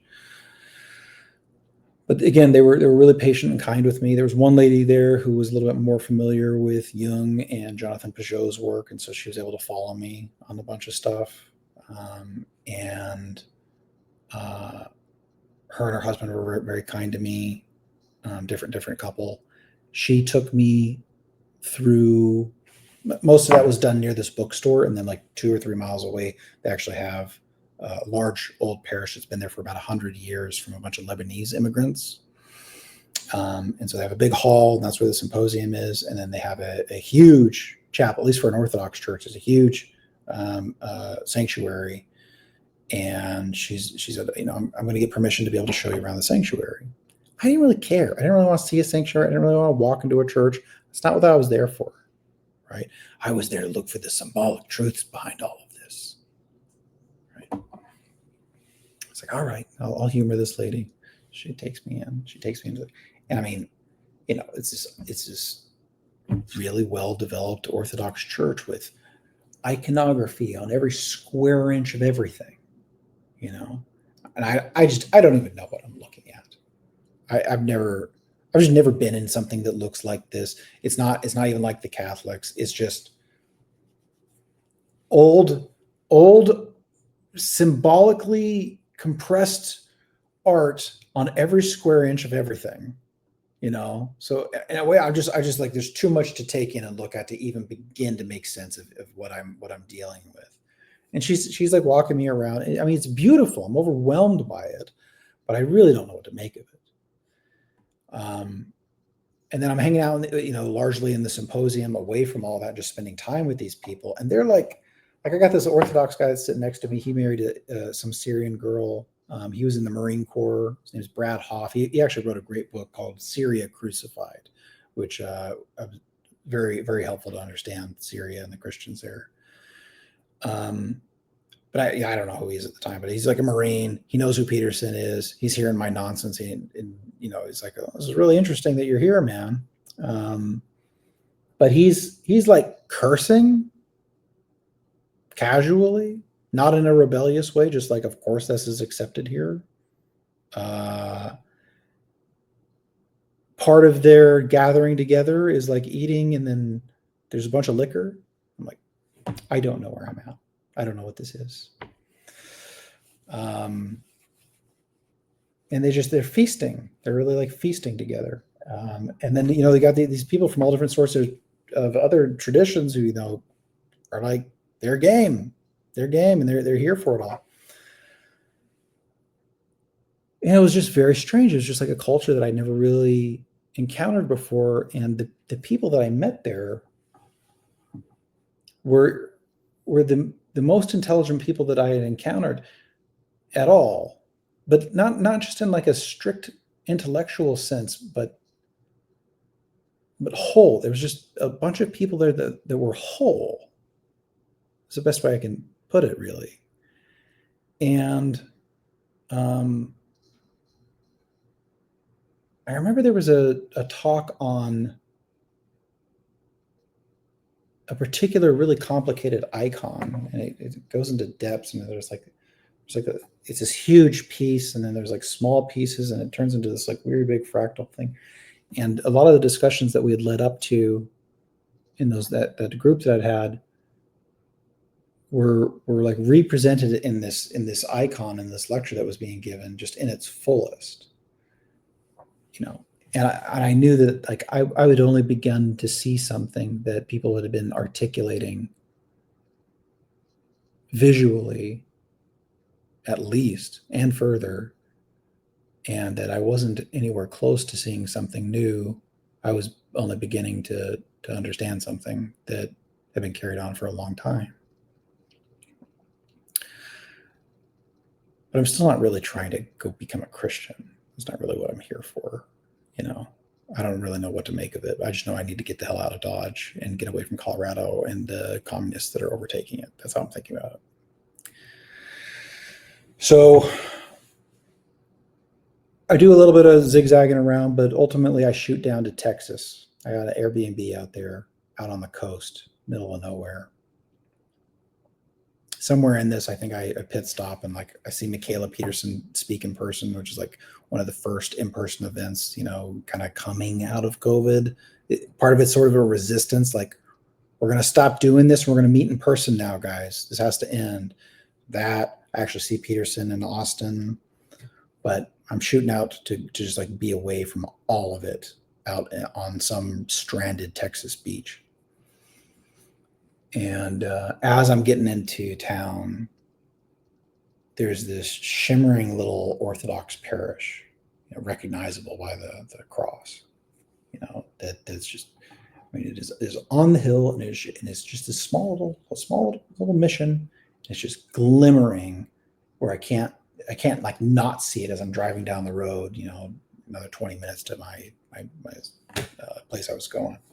And I've got a bunch of these books. I bought a bunch of these books from these Orthodox people. They're like giving me like pretty heavy, seeker stuff. And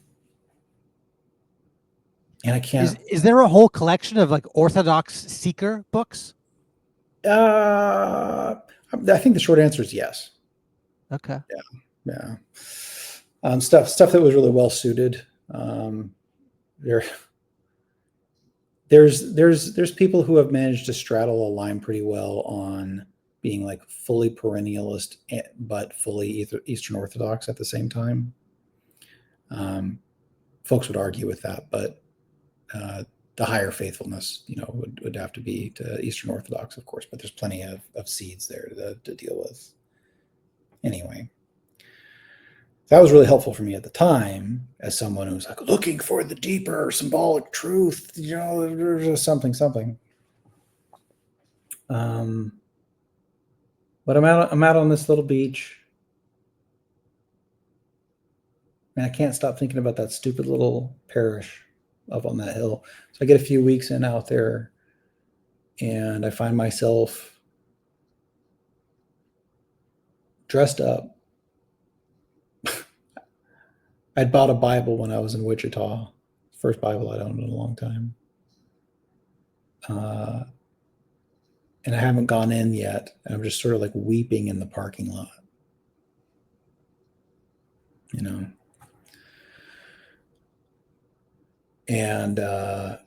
And like the deacon there is tiny. It's like 6 people. They lost their priest, the big family that used to be there. They're all gone. It's just a handful of people that are holding this thing down. And so the deacon who attended there, he's like knocking on my window because he saw I had a Colorado plate. He just thought it was really cool. But and I'm just, oh, yeah, I'm in Colorado. I'll be in a minute. I'm just tears streaming all down my face. So I go in, and it's just a handful of people like singing this liturgy, keeping this little parish together. You have a little temporary priest. There's a lady and her daughter, and the deacon, and sort of a chanter, and they just go through this. And I have no idea what an Orthodox liturgy. I don't know what an Orthodox church service looks like. I really didn't look into it.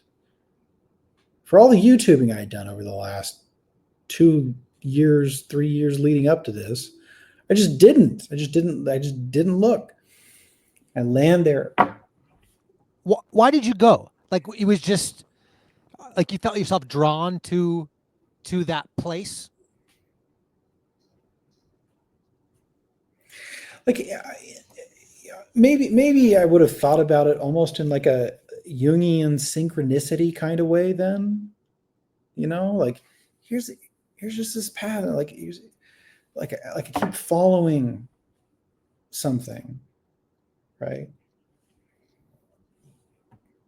Like, I wasn't looking for this church. I wasn't looking for, but I just kept following like a light, and it landed me in this glimmering mission on a hill, and I couldn't get it out of my head. I couldn't stop thinking about, just go. Oh, I'll tell you here. Actually, I do have an answer for you on that. That's a little bit more specific. The lady that showed me around the sanctuary, I remember her saying, just show up for a year, see what happens.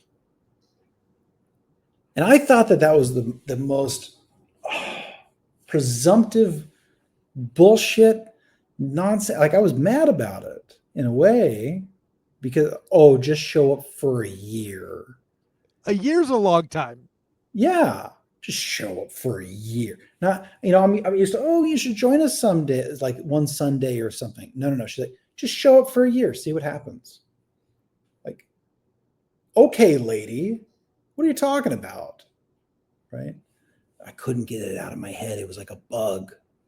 It was a bug that I couldn't get rid of. And I don't think when I went, I didn't go and go, well, I guess I'm just going to show up for a year and see what happens. Like, I definitely wasn't there. But the Russia-Ukraine war had just happened while I was out there. It had just kicked off. And right before that, I was reading this book called Byzantine Matters. And it was talking about, a lot of these early Christian things.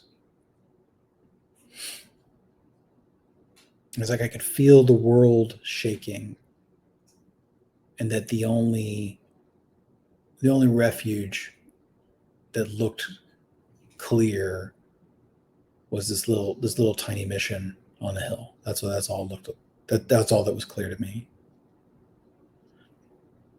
So I land there. It was beautiful. It was beautiful. I mean, I cried. I wept the whole way through. It was very fragile at the time still, but I wept the whole way through.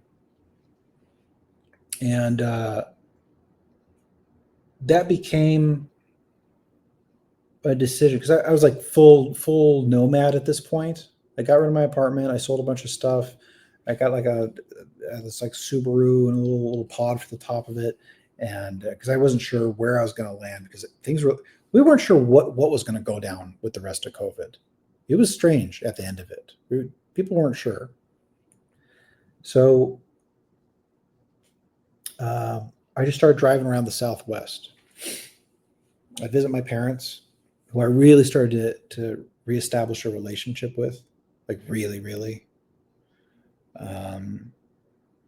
So I'd hit their house back in Missouri, and then I would shoot back out, and I started visiting Orthodox parishes all around the Southwest. I knew I wanted to make my way down to Florida. I loved St. Petersburg because it's just so beautiful down there. I'd been there once for the same friend and his wife that were in Denver. For a little while, his wife was a traveling nurse, and so they moved around a lot. So when they were down there, I went and visited, and I never stopped thinking about how beautiful that place was. So I'm visiting all these Orthodox churches all the way down. I land in Tampa, and I've got this Airbnb, and I just can't stop talking about what I'm going through to people, because that's where I'm at that time. I'm telling the Airbnb lady about some of it, trying to keep it, maybe a little bit less wooey, but still. And there is a parish that I'm going to out there called St. John the Baptist. And she's telling me that she brought her son up in that place. It's like 30 minutes away. It's not like it was close. But they had a school attached to it where it's like 12-to-1 student-teacher ratio. And so she chose that place to raise her kid because of that low student-teacher ratio. So this Airbnb lady happened to raise her kid at the church does that. And she goes, "You'll love the sponge docks." No idea what that means. Doesn't mean anything to me. I'm like, "I don't know what you're talking about, lady." She won't explain it to me. She says, "You have to see. You're going to have dinner with me and my husband. We're going to go to the sponge docks." I'm like, "That sounds fine. I'd be happy to go to dinner with you and your husband." So we do. And we drive out there, and we go to Tarpon Springs. Tarpon Springs is this little Greek community. It's Orthodox community. It's one of like two major ones that landed in the U.S. early on. Astoria, New York is like this too, to a degree, at least as far as I know. But there were sponge divers out in Greece, and during the civil war with Cyprus, or around Cyprus against the Turks, they fled, were looking for areas, where they could still do their sponge diving to make money, because they dived down and cut sponges off the ocean floor, right? Well, they found like 7,000 square miles of it or something crazy like that in Florida around, St. Petersburg. And so they all group around there, and they save their money, and they build a church, and they built this town around the church. And then they have this dock that's the sponge docks. That's kind of wild. Yeah. And you go there, and so like when you're walking down the docks, you'll see like these big murals where a priest is like throwing a cross out in the water for Epiphany. I don't know what any of this stuff means when I'm there. Like I'm barely embedded in. I've only been to a few services. I'm barely an inquirer. And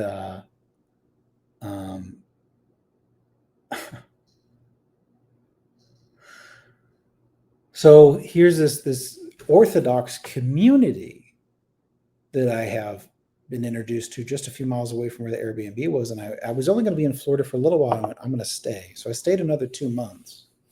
And this happened to be when Pashka happened, Easter. And I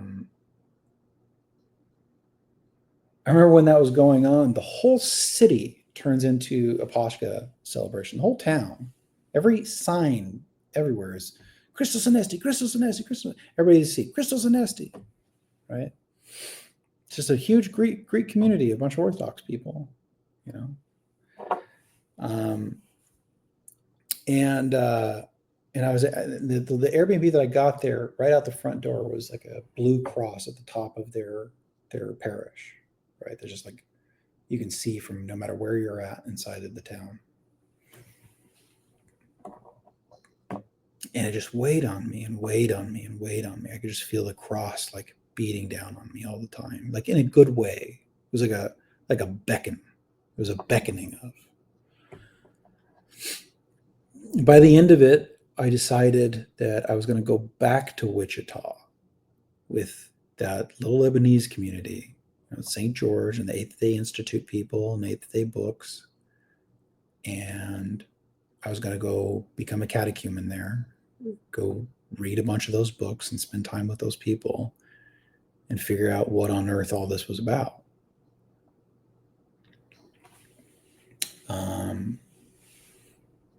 And it was over that process that they took me in, and I became a catechumen, and rather than these like big ecstatic experiences and like whatever kind of weird road to Damascus-y kind of conversion thing that happened to me, what what I had to do to disciple, was like serve people at coffee hour, have conversations with somebody you don't want to, be patient with people that maybe don't want to have a conversation with you, to love, to be loved, um, to become part of a family. I made a mistake with some of that, and I'm still kind of figuring some of this out, because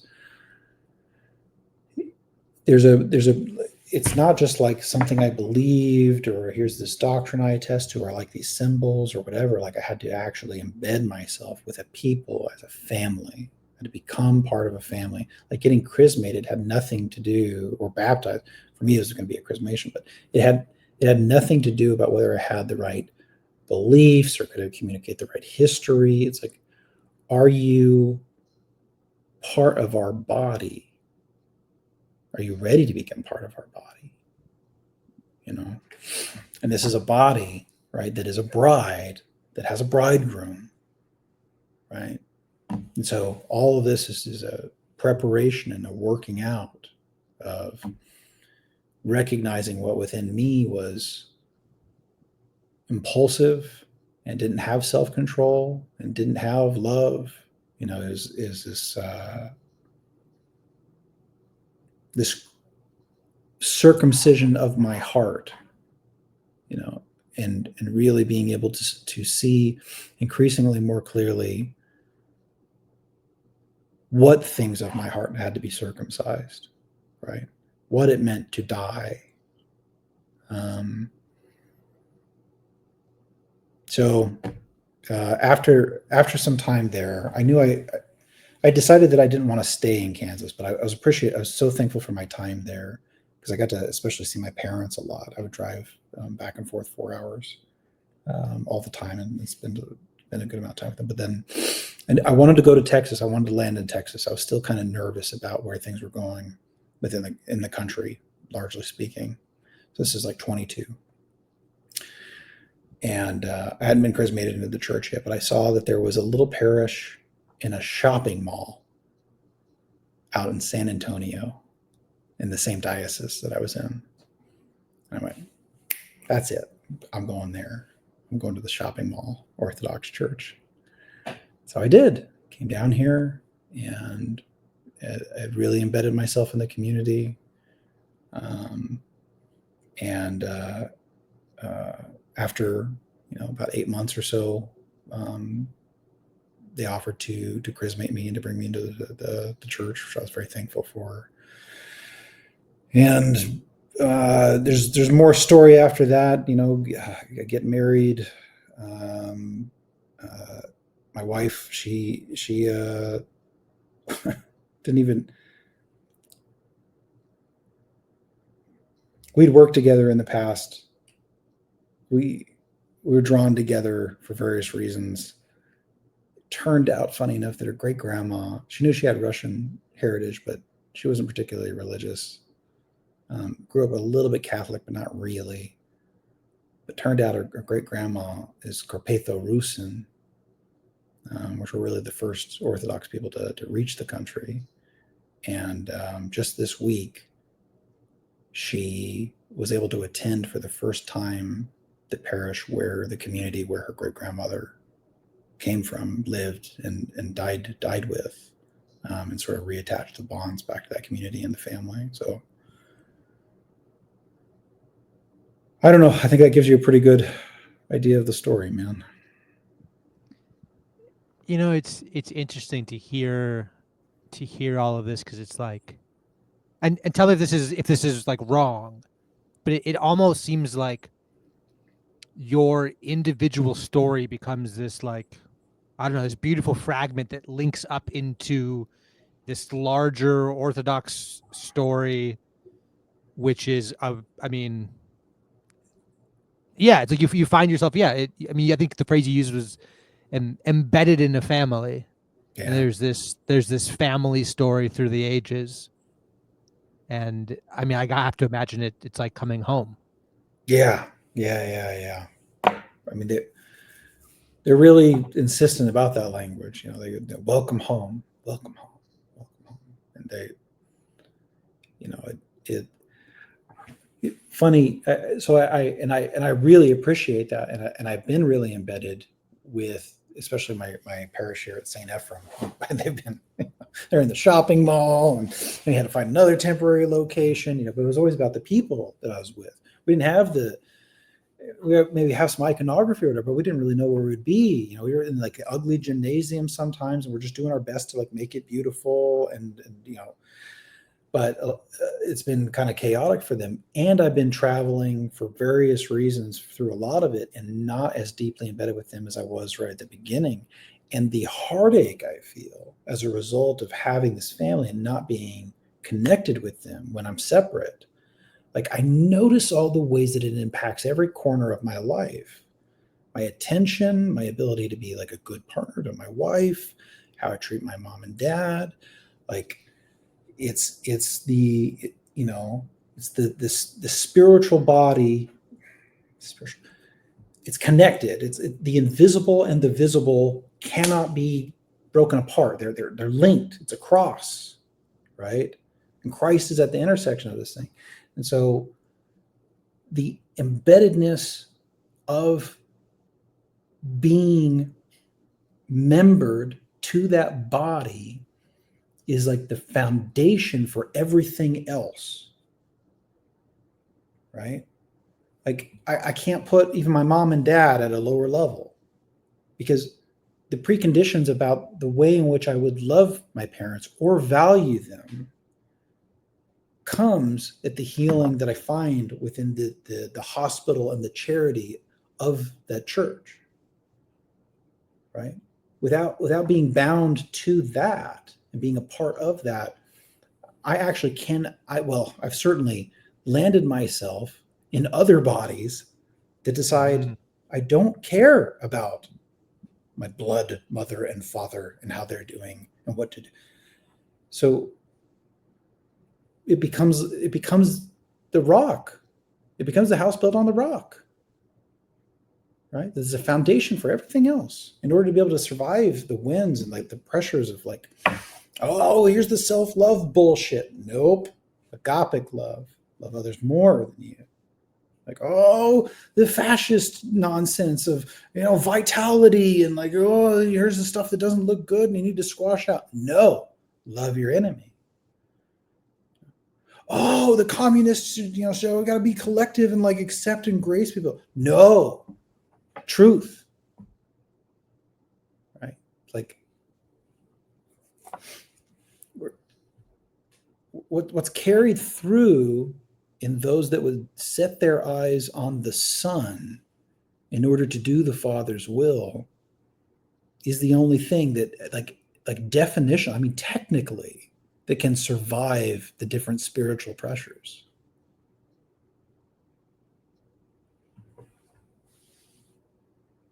Having been wrung around to all of them.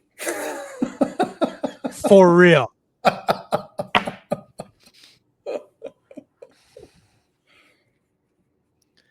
Yeah, man, you have an incredible story of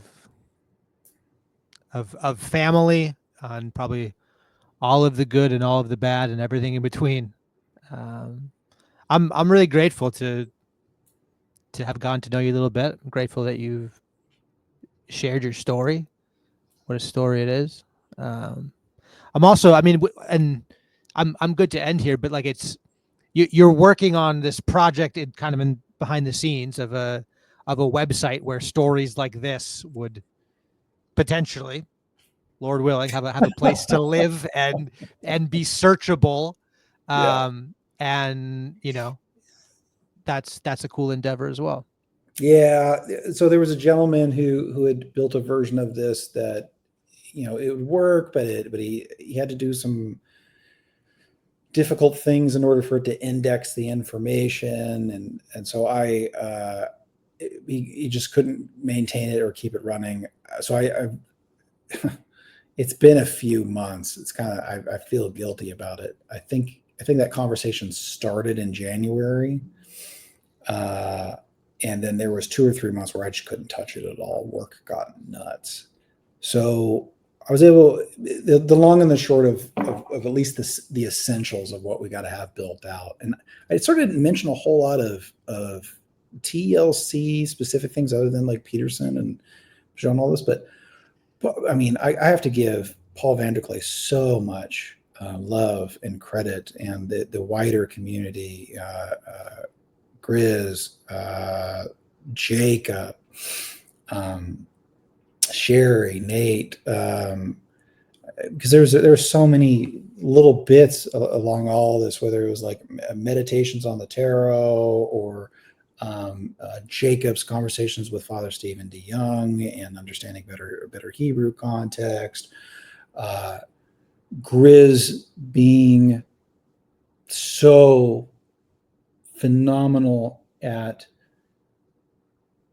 focusing the spiritual realities that we're dealing with and finding such a creative way to come at that and the seriousness of what we're dealing with in that spiritual battle. I'm so thankful for it. So I've been embedded in Paul was obviously, the PVK was why I landed in these parts in order to try to better understand and unpack so much of what Peterson was getting at, or Peugeot or Vervaeke's work.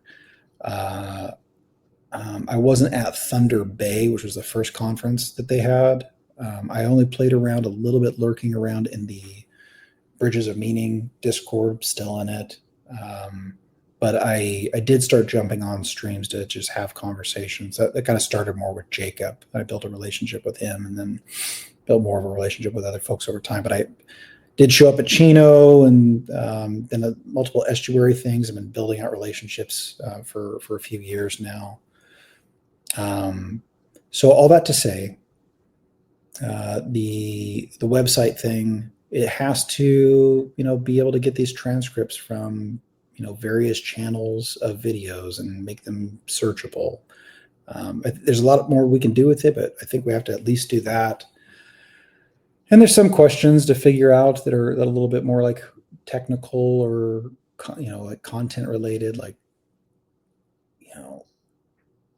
can we host something like this with transcripts that YouTube created? Are we going to deal with copyright takedowns? There's like lots of little nuances to figure out, but it's coming along slowly. Not to Grizz's, he's always on my ass to finish it, and I'm getting there. I'm hoping to have it done before Midwestuary, at least like a good version one where search is working for people.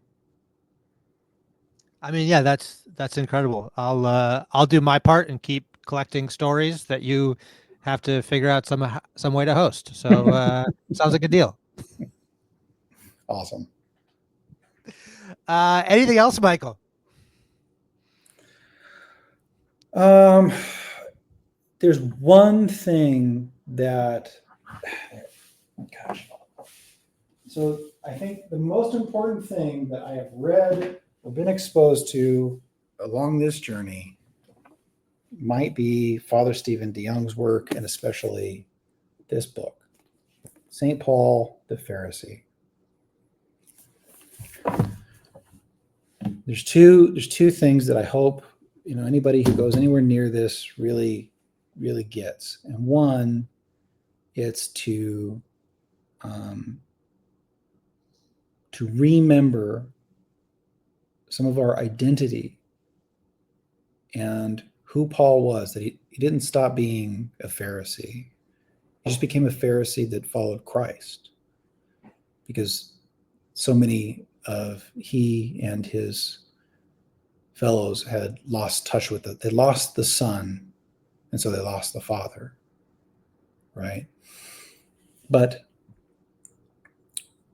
the love that Paul has for those that he came from, right, is something really, really crucial for us to remember with some of the tremblings that are coming today, right? And some of the patterns that are unfortunately being played out again. So that's part one, but the other part of it is maybe the most important piece, which is understanding pistis in Greek in the New Testament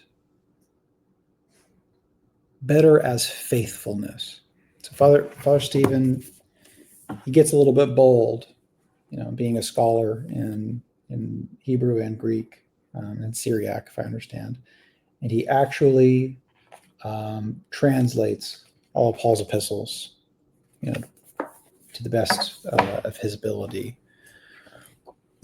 Because when you're reading the New Testament, you're reading those epistles, and you substitute what we have generally understood as faith and whatever connotations that comes up for you when you hear that word, and you read that out with faithfulness instead, like a fidelity, a loyalty, the way a bride must be loyal to a bridegroom, right? It really starts to light up the scripture. So that's all I got. Michael, thank you. Thank you, sir.